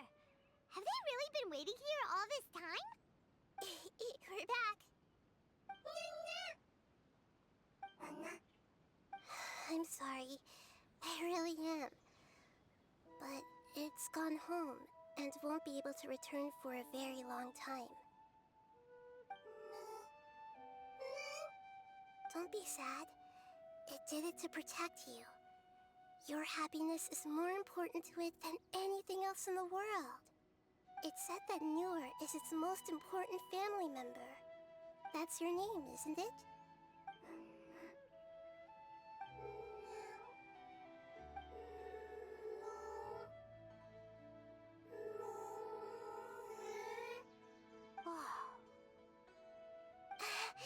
This is wonderful.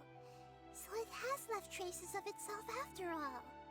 They will definitely meet again, someday.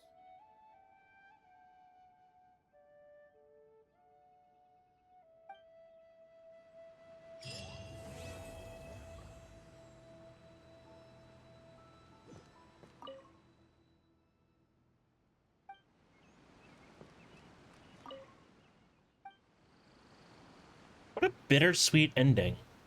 Man. Now I'm sad! What the fuck?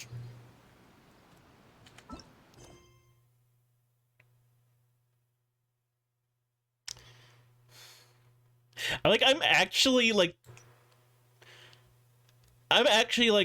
feeling shit because of that. What the hell? Why? Fucking what is it with Genshin and their ability to freaking pull on your heartstrings with certain quests? Like, there are certain quests in this game that just like fuck you up, like really mess you up, and it's not fair. I get it, not every story has to have a happy ending, but like, man.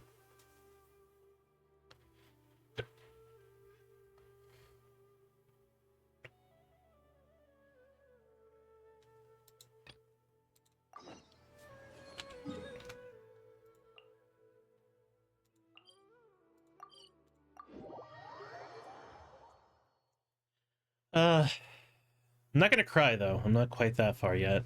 I have cried before over shit like this, but not this one.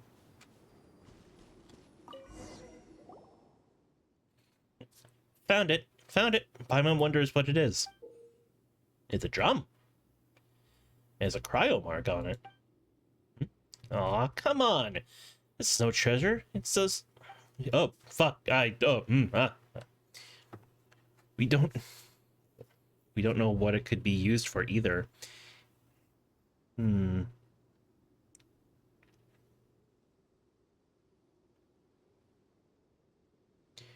If we brought it to the academia? That's right. They might want to hear more about something we found in the desert. Paimon's not all that interested in studying stuff, but if we can make a little this and that off their budgets, why not, right? Sorry, I'm terrible at reading. You might actually have a better reading level than I do, Bubble. So, yeah. There goes a... hold on. There's a note over there on the side. Might just hold some clues.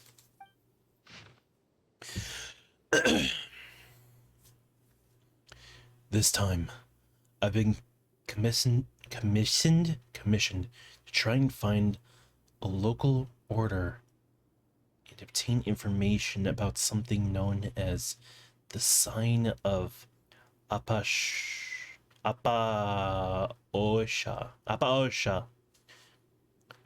I must say that... ah, fuck me. Big words. Fail me! Remuneration seems quite outsized when compared with the mission content. Fuck. I'm too dumb to read this. What the fuck?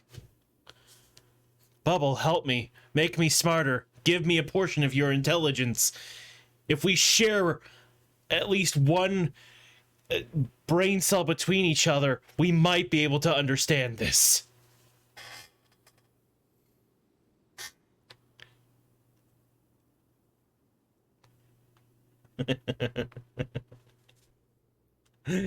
Okay. Let's see. Huh. It seems to have been left by an adventurer. The Sign of Apaosha. Apaosha. Is that how you say Apaosha?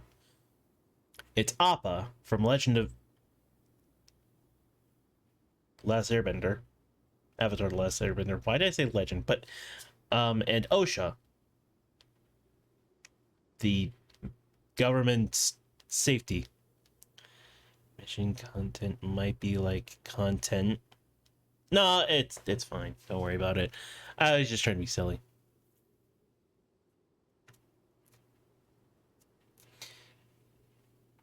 How they write things in this game sometimes is very confusing. Like, sometimes the writing is like super baby shit. Like, you can understand like it like that. And other times they like fucking throw a thesaurus into a blender and they pull out words.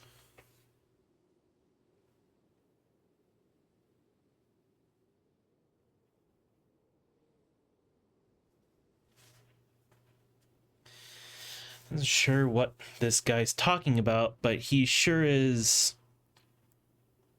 irresponsible, leaving a commission unfinished just because it's hard.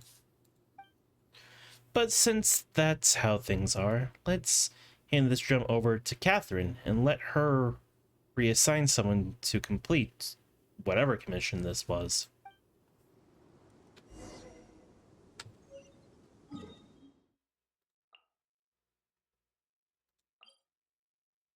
Ooh. Try to actually do Paimon's voice. I have too deep of a voice to try and do Paimon's voice. Trust me. You don't want to hear this voice. Try and do something so high pitched. I sound like a freaking goober. Hello there, traveler. How have your recent travels gone? They've gone quite well, thank you. I've heard about your previous adventures. It seems that you've become very experienced. As long as you keep going, I believe that it will only be a matter of time before you've become a truly great adventurer. Okay. Okay. Question. What are you talking about? I have fought and fought alongside gods. I have taken down mountains, fought dragons. I've even cured the land of an incurable disease. How am I still not a truly great adventurer yet? What is this nonsense you speak of, Catherine? You and your damn... Oh, fuck. Where are you from again? Fuck, it's actually eluding me what the nation that you're from is called. Shneznaya. Shisneznaya. Shisneznayan. Speaking of adventures, we found this on one of ours. It was left by some irresponsible adventurer. We thought it'd be bad if the commission he took never got resolved, so we brought it back here. Indeed. This item is key to a particular commission. Thank you very much. The commission linked to this drum is very important. One from the academia, and is also critical to the expansion of our operations. Unfortunately, though we have previously given this commission to various talented adventurers, they have all invariably failed. A commission from the academia. Well, this is an issue that even the academia cannot solve. So, we did accept a relatively high failure rate. Actually, Paimon's getting kind of curious now. What sort of commission is this anyway? Simply put, a recent star observation by researchers from the academia led to the discovery that the northern skies become blocked by a strange heretofore unseen phenomenon. What?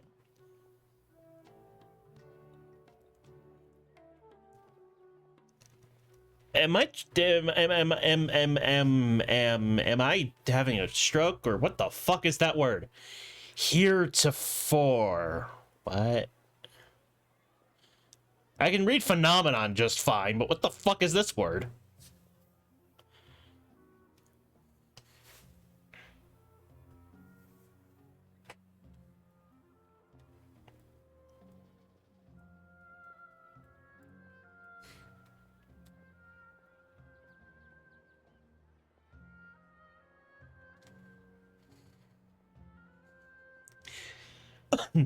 Sorry. I'm just laughing. It's like, what? Why did they do this? Excuse me.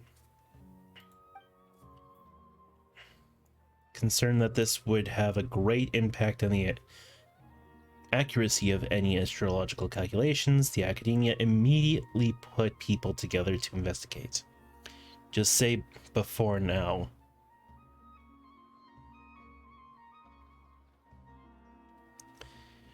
Okay, but how do you pronounce it is what I want to know.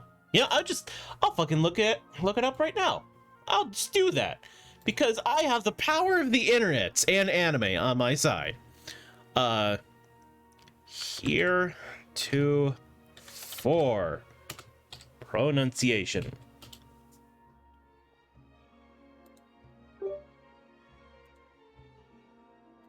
Heretofore. Heretofore? The fuck? What is the meaning of heretofore? When someone says heretofore, they're describing things that have happened up to the present moment.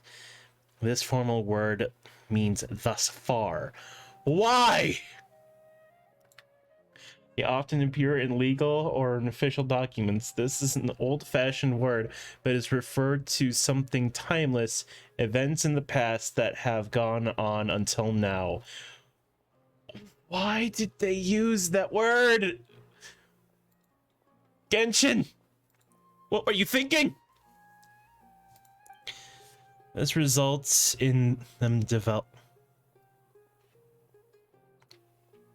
delving into ancient records within which they found mention of a strange phenomenon known as the sign of Apa-Osha, which bears strange similarities to the recent occurrence.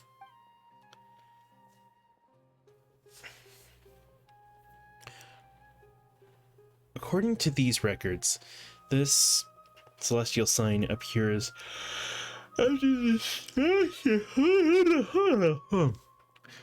after the disaster that engulfed most of Teyvat 500 years ago.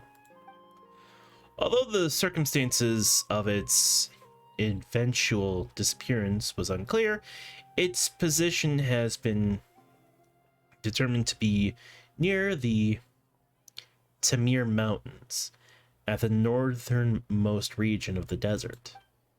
However, that area has only ever been sparsely populated. Even when the ancient desert realm were at their peak, they did not extend that far. Oh. And after the cataclysm 500 years ago, that place was one of the areas worst affected by the encroaching abyss due to it being connected to an ancient underground realm. Since then, it has been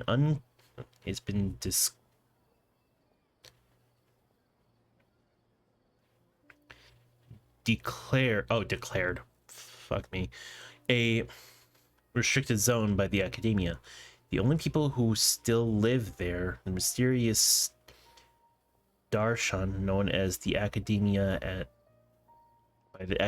as the Nagar Junites. The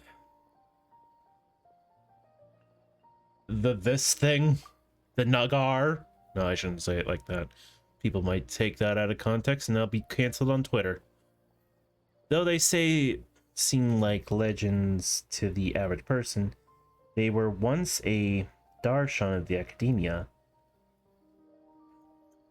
albeit one that split off 500 years ago. Then the researchers who wished to fight the monsters from the abyss banded together and traveled to the depths of the desert. And you gotta go? Alright, Bubbles. Thank you so much for hanging out with me for so long. I do appreciate it. I get that this is kind of boring. I don't know if that's why you left, but hey, what do you do? I hope I get to see you again soon.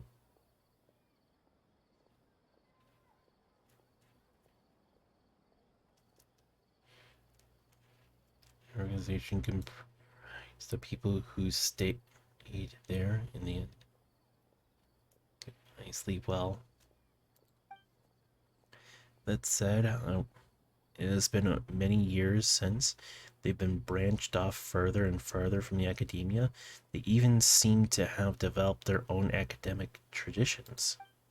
It seems that they also worship a form of energy known as Kavarina. This energy communicates with them in a form of spirits. Well, I feel that I'm going off topic now. The academia believes that this faction is strongly related to the celestial sign. However, they have not been able to establish connection with the group and, as such, have commissioned the guild to assist in their investigation. This is a win-win situation for us as well. Ruins related to Conria are located nearby, but exploration of that area has been declared taboo by the academia until now. The commission is a success, perhaps we'll be able to participate in further expeditions of these ruins. Since you have heard me say this much, why don't you take the commission on?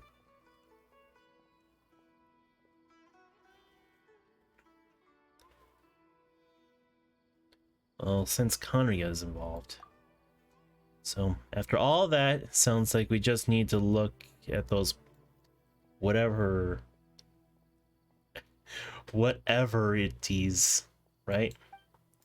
Sounds like it'll be pretty easy. We'll get some Mora from the Academia too. Yes, that drum you picked up was originally given to us by the Academia. We used as a token of good faith in their dealings with the Nagarjunites. Just give it to the organization's leader. It stands to reason that they will have some way to solve the problem. I'll be leaving this task in your hands. I'll be leaving this task in your hands then. I've marked a rough position of the Tamir Mountains for you. Ad Astra Abasask, traveler. May you inscribe a new legend in the desert sands.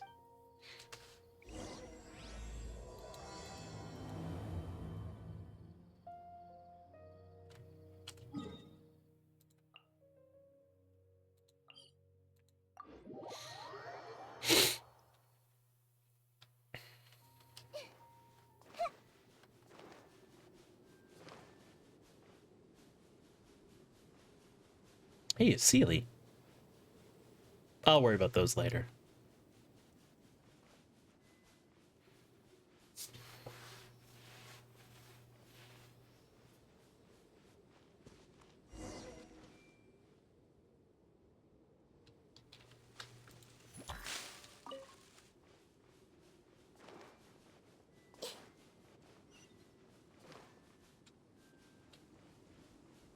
Nothing more ominous than a tear in the sky.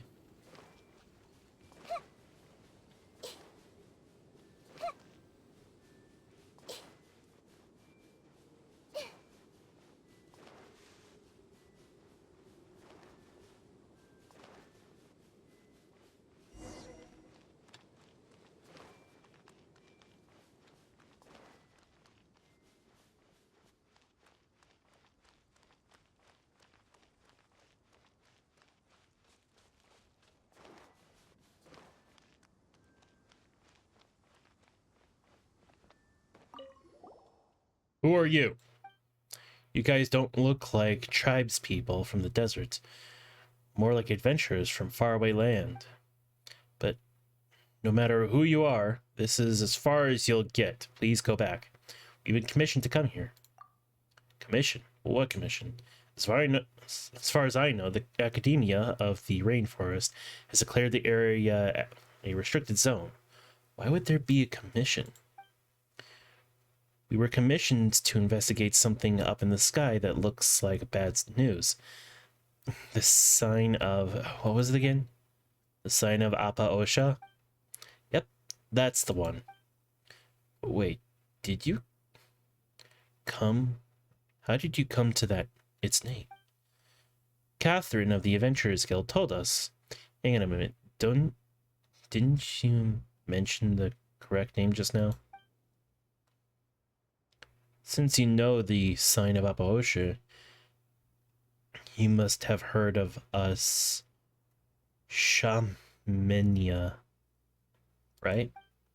The desert past this point is restricted zone under our guard. As a ranger of the Order of Skeptics? The Order of Skeptics. What the fuck? I can't let you pass, no matter what reason you may have. The Order of Skeptics. My apologies. I forgot to introduce myself. I am Perho,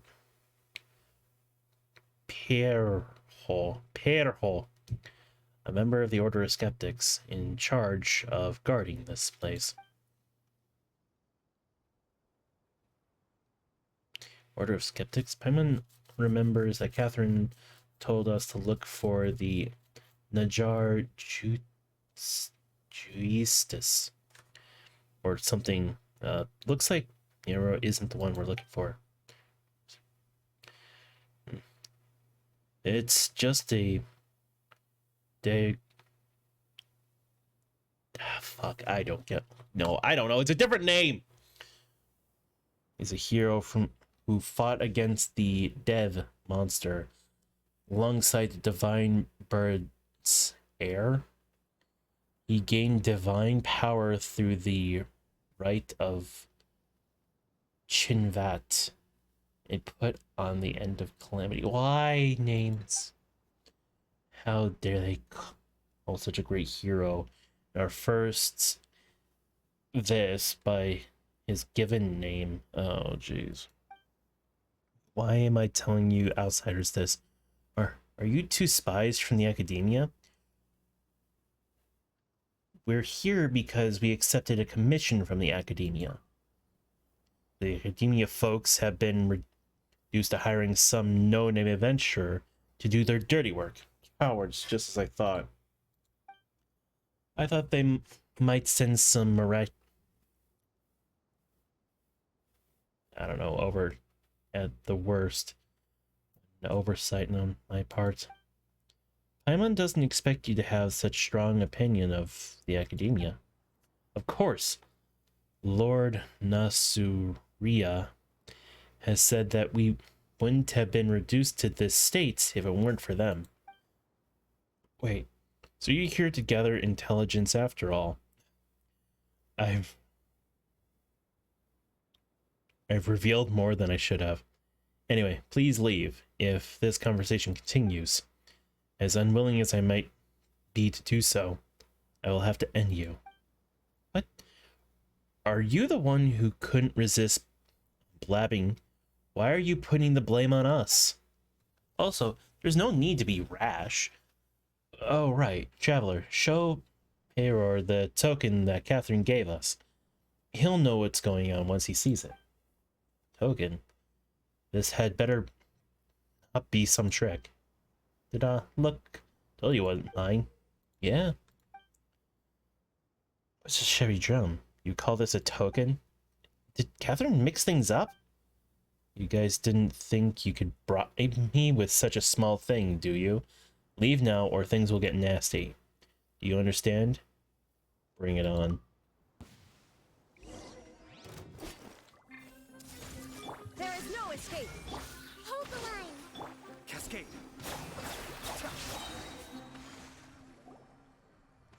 Cease! Cease, I say! Lord Shura, why did you... You didn't have to attend such a trivial matter personally, let alone in front of these outsiders. We Peri appear before whoever we wish, and our volition is not for you mere mortals to question. How dare you overstep your bounds? Well, things is about Paimon's size, and the way she talks is kind of funny. Why Pero calling lady in her tone? Perhaps your sins will be judged, but the time for that has yet to come.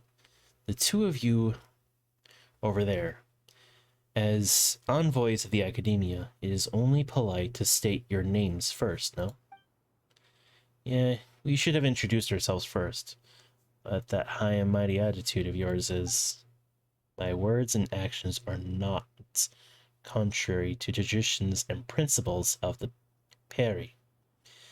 The same cannot be said for the nameless person. Fine.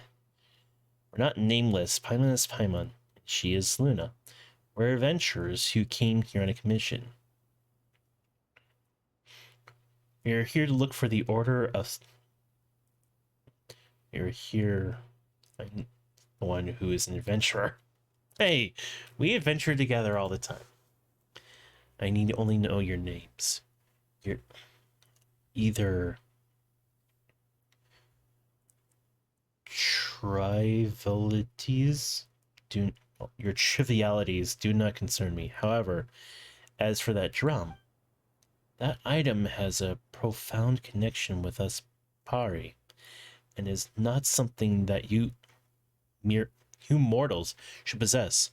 Traveler, I commend you to present it to me immediately. No way. At least sound nicer about it when you're asking someone for a favor. Besides, this item is important to our commission. we're to head to the leader of the order of yours. If we give it to you and fail to complete our commission because of that, not only might we lose our reward, we might pay Mora to the Adventurers Guild. It's a huge loss. Reward, Mora? You think that you would risk your lives for a place fraught with peril for such trivial reasons? You know nothing of what transpires here. One mistake would send your race tumbling into eternal samsara? Oh, samsara. And yet you commit deeds that are beyond even your comprehension. We humans are sure are such interesting beings. No matter. I shall bring you to the leader you speak of. This item would remain worthy tribute, even if you should only present it to me after that meeting. That's more like it. Wait, that's still not right. We still have to deal with that huge hole in the sky, and if we don't... Huge hole? You refer to the sign of Apostosha, then? And you wish to quell this calamity with mere mortal coils? How presumptuous.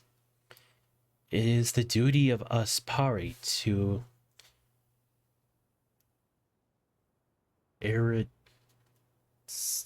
eradicate the sign of Apostosha and endeavor that I, Sorush, her name is Sorush, shall give all my all to accomplish. To quell this calamity, I must follow the footsteps of the divine bird, Simurg, and sacrifice everything that one might call Sorush. To stand in my way is not a sin that one such as you can bear. Paimon doesn't think that we'll need you to sacrifice yourself for this, though. In any case, the matter is far beyond your capabilities, and your intervention is... I'm sorry, I can't read. All you must do is bear silent witness to my... As I transitioned, you shall receive remuneration from the guild of yours as long as the calamity is quelled, will you not? Still, do not forget to extol my virtues and laud my accomplishments. After all, even the greatest heroes shall require mere mortals like you to sing of their deeds. But Lady Sorush, this thing has introduced us to forbidden suspicious individuals from the interfering before the ritual is complete. I have decided, and as a Pari, my word is law.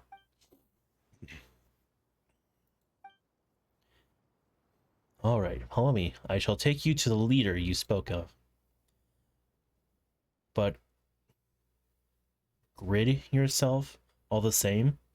That which lies ahead is not a place that human beings can easily set foot on. If you get lost or end up being eaten by some monster appearing out of nowhere, there shall be nothing I can do for you.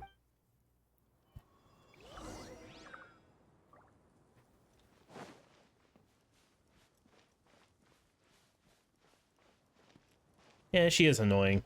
I always hated high and mighty individuals who just don't respect others. You can have the power of a god, but if you're not courteous, no one's going to respect you.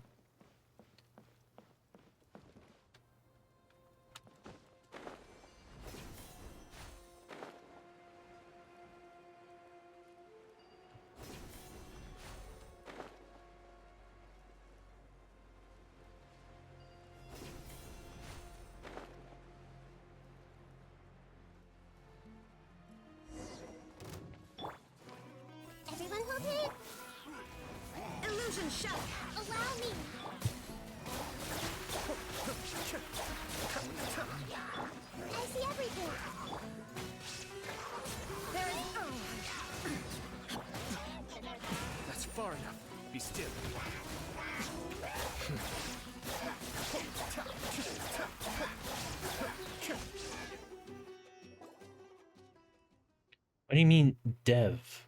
Aren't these just abyss mages and hilitrolls?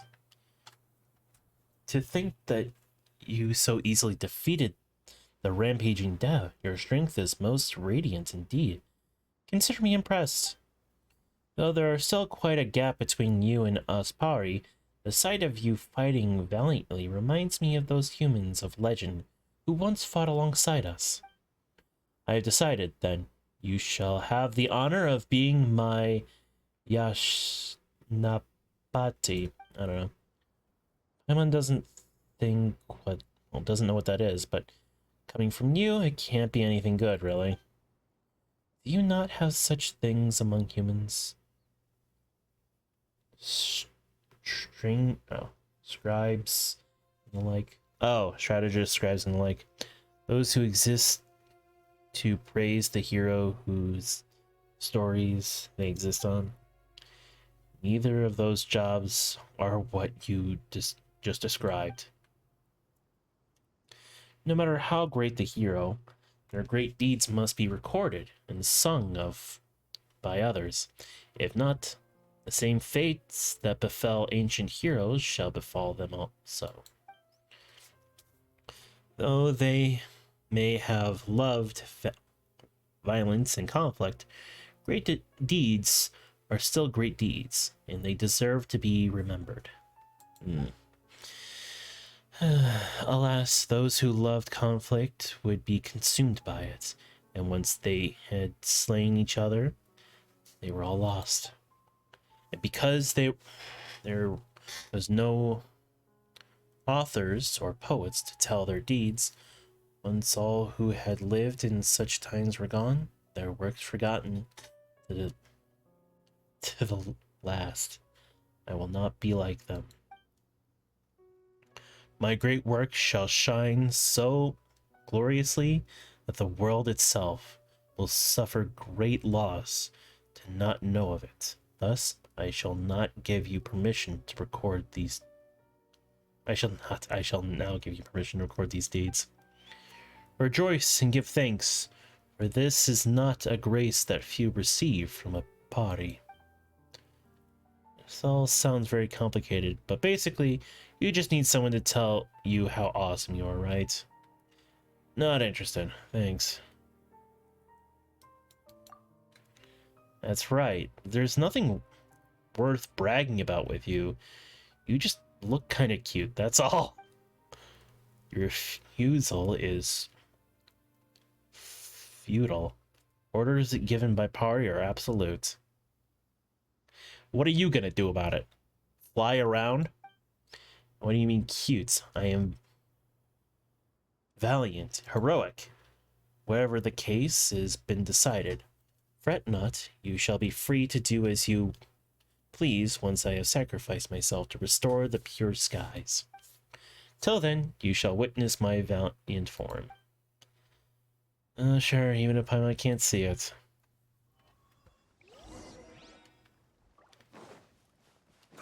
What a nerd. Turtle. Turtle.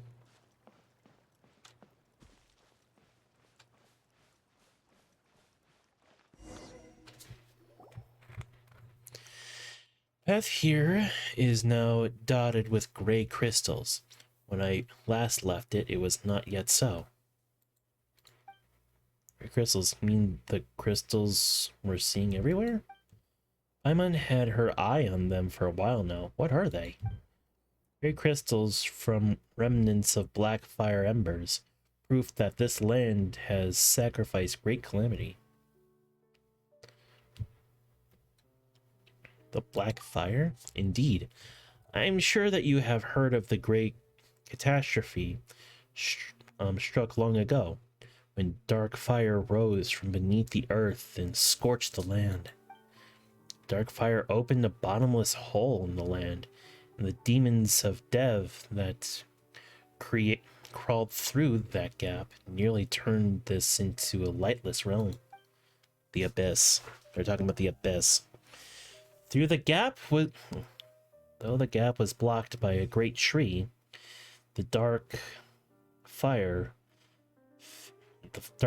filth spread like seeds, and the countless dark and painful memories released by that corruption began to lay down roots and sprout. This proceeded till the honored Lord of Kavurana, the divine bird, drank the primordial water left behind by our god before transforming herself into that of all kinds and scattering it across the land. From that day on, Kavurana has taken the divine bird's place in defending this land, and those painful memories that leak out have been sealed by it. What was left were those gray crystals. Though they seem no different from any other stone, they may contain objects that are yet to be purified. Gray crystals in this area have increased of late. I suspect this must have something to do with the sign of Apaosha's dark power. But if we use that's great power, we can get rid of these crystals. If my sense to do not deceive me, if my senses do not deceive me, a wandering Kavurana should be nearby. Let us look around.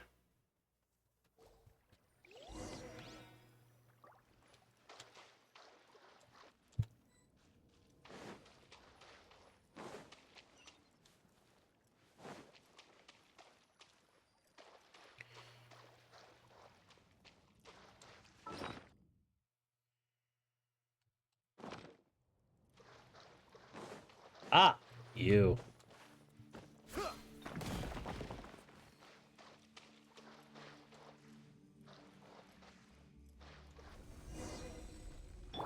Trust and rebuild.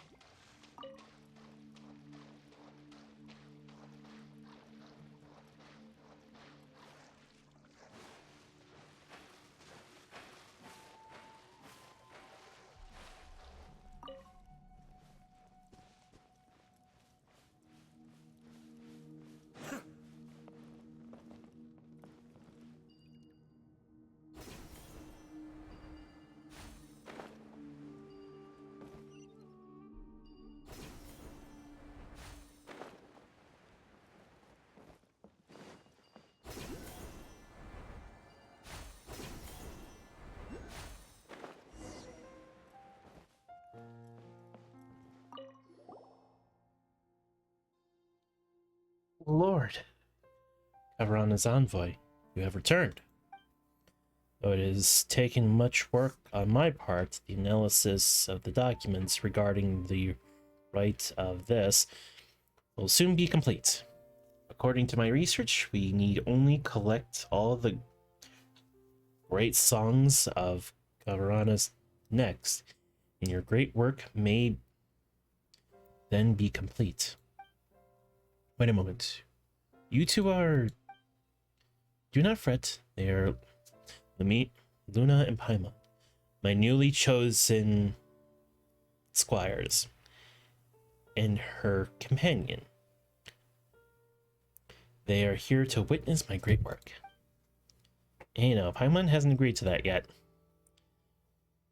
Squire, you say? Though I will not question your most astute judgments, I fear that allowing ignorant outsiders into the land before the rites is complete may have untoward effects. Know that people of the Academia surely do not desire the rite's completion. Speak no further. I have my reasons for doing this. Well then, take that drum from before out, traveler, Paimon.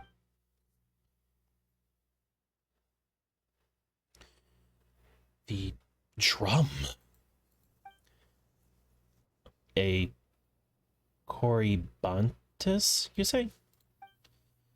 Yes, it's an important catalyst for the ritual needed to forge a connection between ourselves and the Pari. I have searched for many years for this. To think it now comes to me. This is indeed a good omen for my future plans.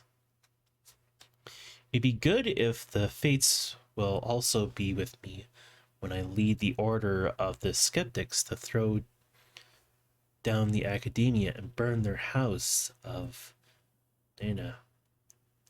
Diana, or whatever they call it, to the ground. Wow, what a way to casually point yourself as the villain, huh? Villain? The Academia are the true villains here. Have no doubt about it. I forget my introductions. I am Nasajurna of the Order of Skeptics. We who cultivate ourselves here, if you would use the terminology of the Academia, I could be the equivalent of a sage. But I doubt those pampered folks would care much for what we at the Margans call ourselves. These words, I don't know them. You do not look much like those Academia might send. We're passing adventures. We did take a commission from them. And you are of them, after all. But it does not matter. Even if these entire cores of 30 were to be sent here, my plans could not be halted. Well, whatever your plans are, we didn't come here to stop them. That's for sure. So they would all say, those treacherous louts from the Academia. And when my guard is down, he would stab me in the back. Just like those people in funny masks who tried to skulk around and steal our academic tomes. They even dare to attack our honored envoy, Lady Sorush. And they met different at my hands, each one of them. I'm guessing those were the Fatui? The Fatui? I know not what you speak, but they were city folk, so I doubt the Academia would be far behind in shadows. Do not look upon us as some miserable few who inhabit the Temur Mountains. We once had such numbers that all the desert north of Mount Damaved would struggle to hold us. It's only because of our harsh environments and the slander and by the Academia, ostracism, or something, that we have been reduced to this. If it was not for such sage souls as myself holding things together, and the protection of this thing, we skeptics would have been reduced to nothing long ago. Sounds like quite the disagreement, yes? Catherine said that you have your differences, but it sure looks like to Paimon that you skeptics really hate the Academia. Say not hate, but rather we simply cannot coexist. When I was young, I did go there to learn in the attempt to mend our differences, but they treated me like an outsider. Though they feign politeness by calling us a branch of the academia, this is not but a means to belittle us. It is said that our predecessors had a clash of ideals with them, and so chose to go into the desert and stand against the darkness themselves. From that day on, we have been holding firm in the war against defilement, defending our land. And what have those useless louts been doing in that meantime? Compared to those pampered pendants, I don't know. We who combine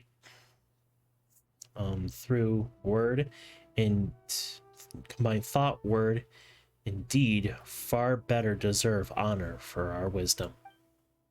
Paimon doesn't quite get it. And you only understand the conflict as true nature in the world.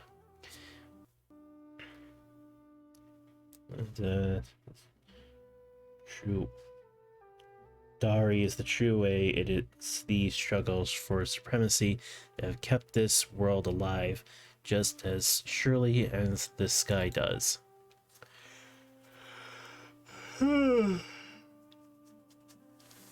Those sophists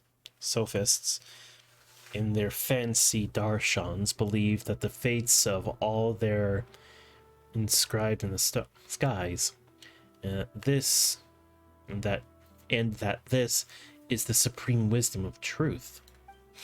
But look, the skies reflect defilement itself. Surely their truth, then, is an imperfect thing. This logic seems a tad messy. Only those who dare to refute the truth can gain true wisdom. It seems that such courage is not found in you. Oh, look at that! We have a conspiracy theorist from America here. Nesrita, this is not the time to talk about such things. Have you not seen how the gray crystals hem us in ever more tightly? I don't know. The way they talk is so bizarre. We do not extinguish the sign of Apaosha soon. Things shall grow most perilous indeed. Well, speaking of the sign, right. That's right. We were tasked to fix this whole thing, but after all this talking, we still don't know what it's supposed to be. Well, our plans also involve extinguishing the celestial mark. As for what it is, if it must be described as anything, let us call it a water's surface. The water surface explanation just makes things more confusing. The water's reflection, while an illusion nonetheless, hides the truth within itself. So it is with the sky. It is like a mirage, if you have seen those before. Oh, yeah, we all know the sky is fake. That big hole up there is way spookier than any mirage. Well, it should be, for the celestial sign reflects on the otherworldly hellscape. Long ago, Conria once built a facility here that connected them to realms beyond. During the Great Disaster, which they say the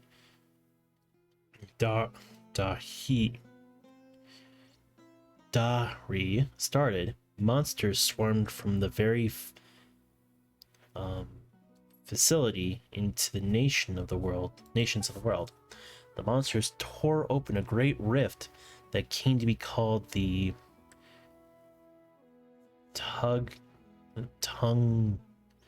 Tanigi Willow. And through And though they were sealed away with a new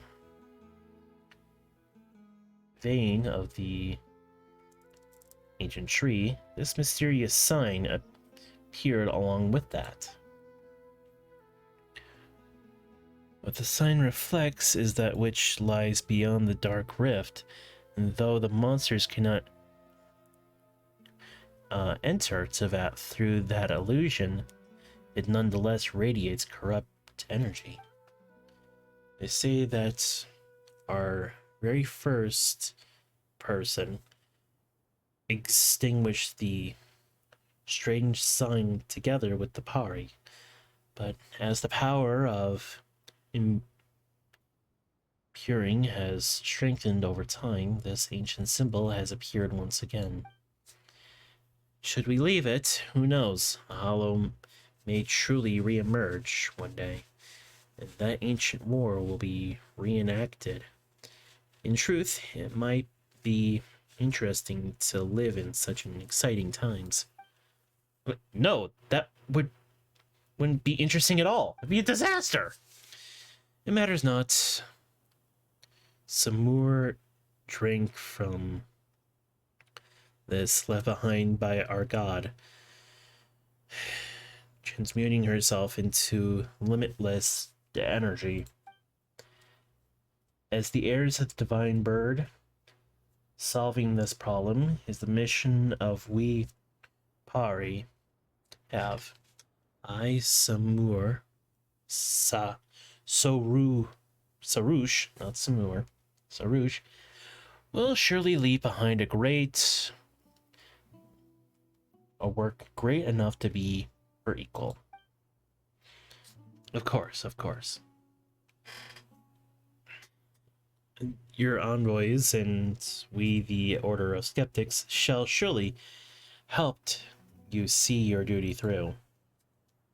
What's with the talk about sacrifice? Is it really necessary to solve this problem?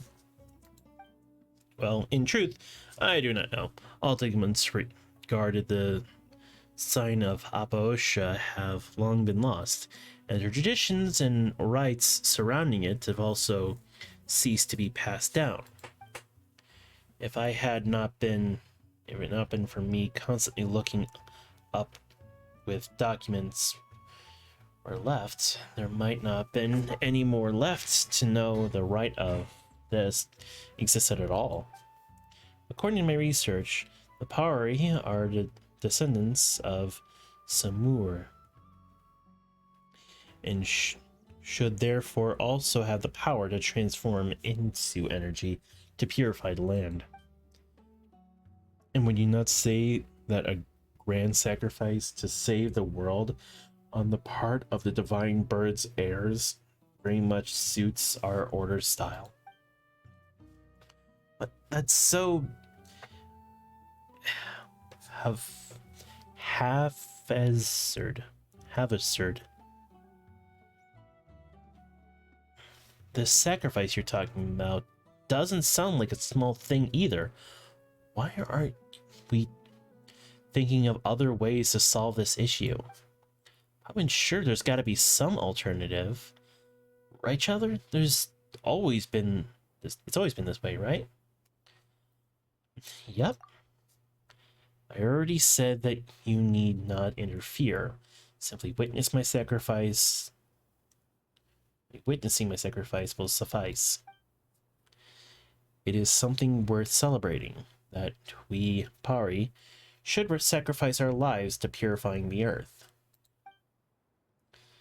You say that, but I would ask that you keep a respectful distance from which you do not comprehend outsiders. Since this is the case, well, I was planning to investigate the Tanigi Hollow to make preparations for the rite anyway. Why don't you come along? I trust that you also wish to see the scars left behind by the fissure that once led behind our world's bounds. When you see it, I believe you shall understand. Well, Paimon is kind of curious. A sound plan. In that case, I shall lead the way. After all, you would find it impossible to freely traverse this land where energy battles against impurity. I've already solved the map and traveled all over this place. I know, like, it from the back of my hand. Yeah, I'll follow you and reclaim your mission, blah, blah, blah.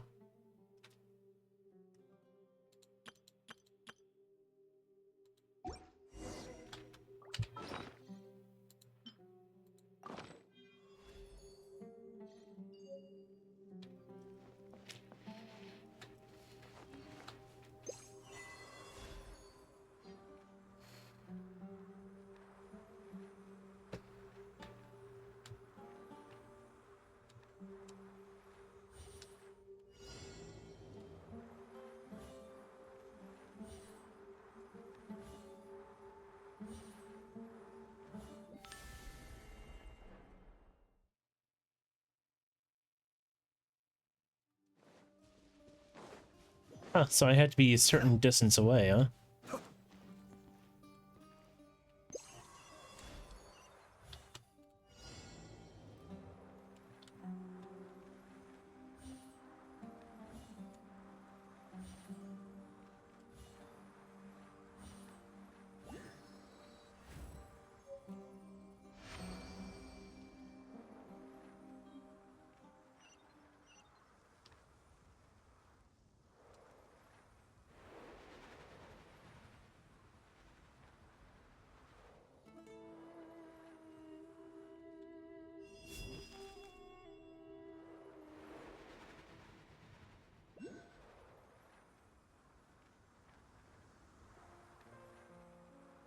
This is actually kind of fun.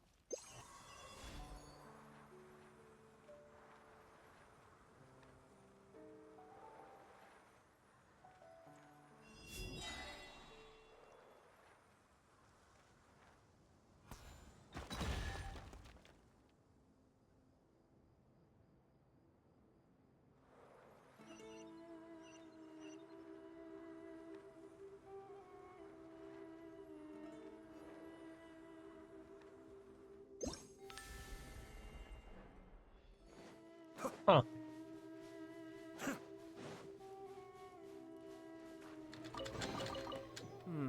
Yes. Very nice.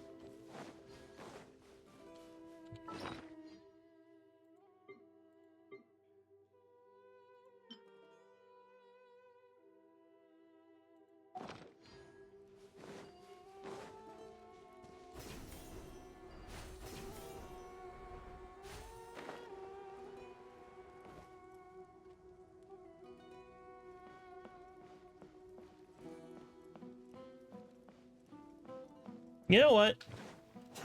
I'm actually going to end it here. Yeah.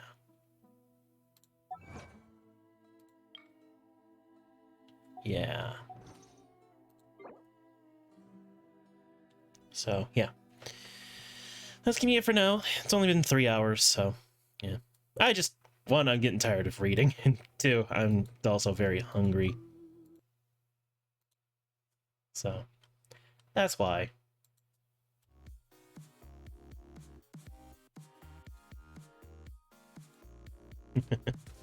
Anyway, thank you guys so much for hanging out with me. I do appreciate it. Thank you to Bubble for saying hello and chatting with me for a while. And I will be back, hopefully, tomorrow. I don't know if I'll be playing more Genshin or if I'll be doing something else, but who knows. Anyway, yeah. Thanks so much for hanging out with me, guys. See ya.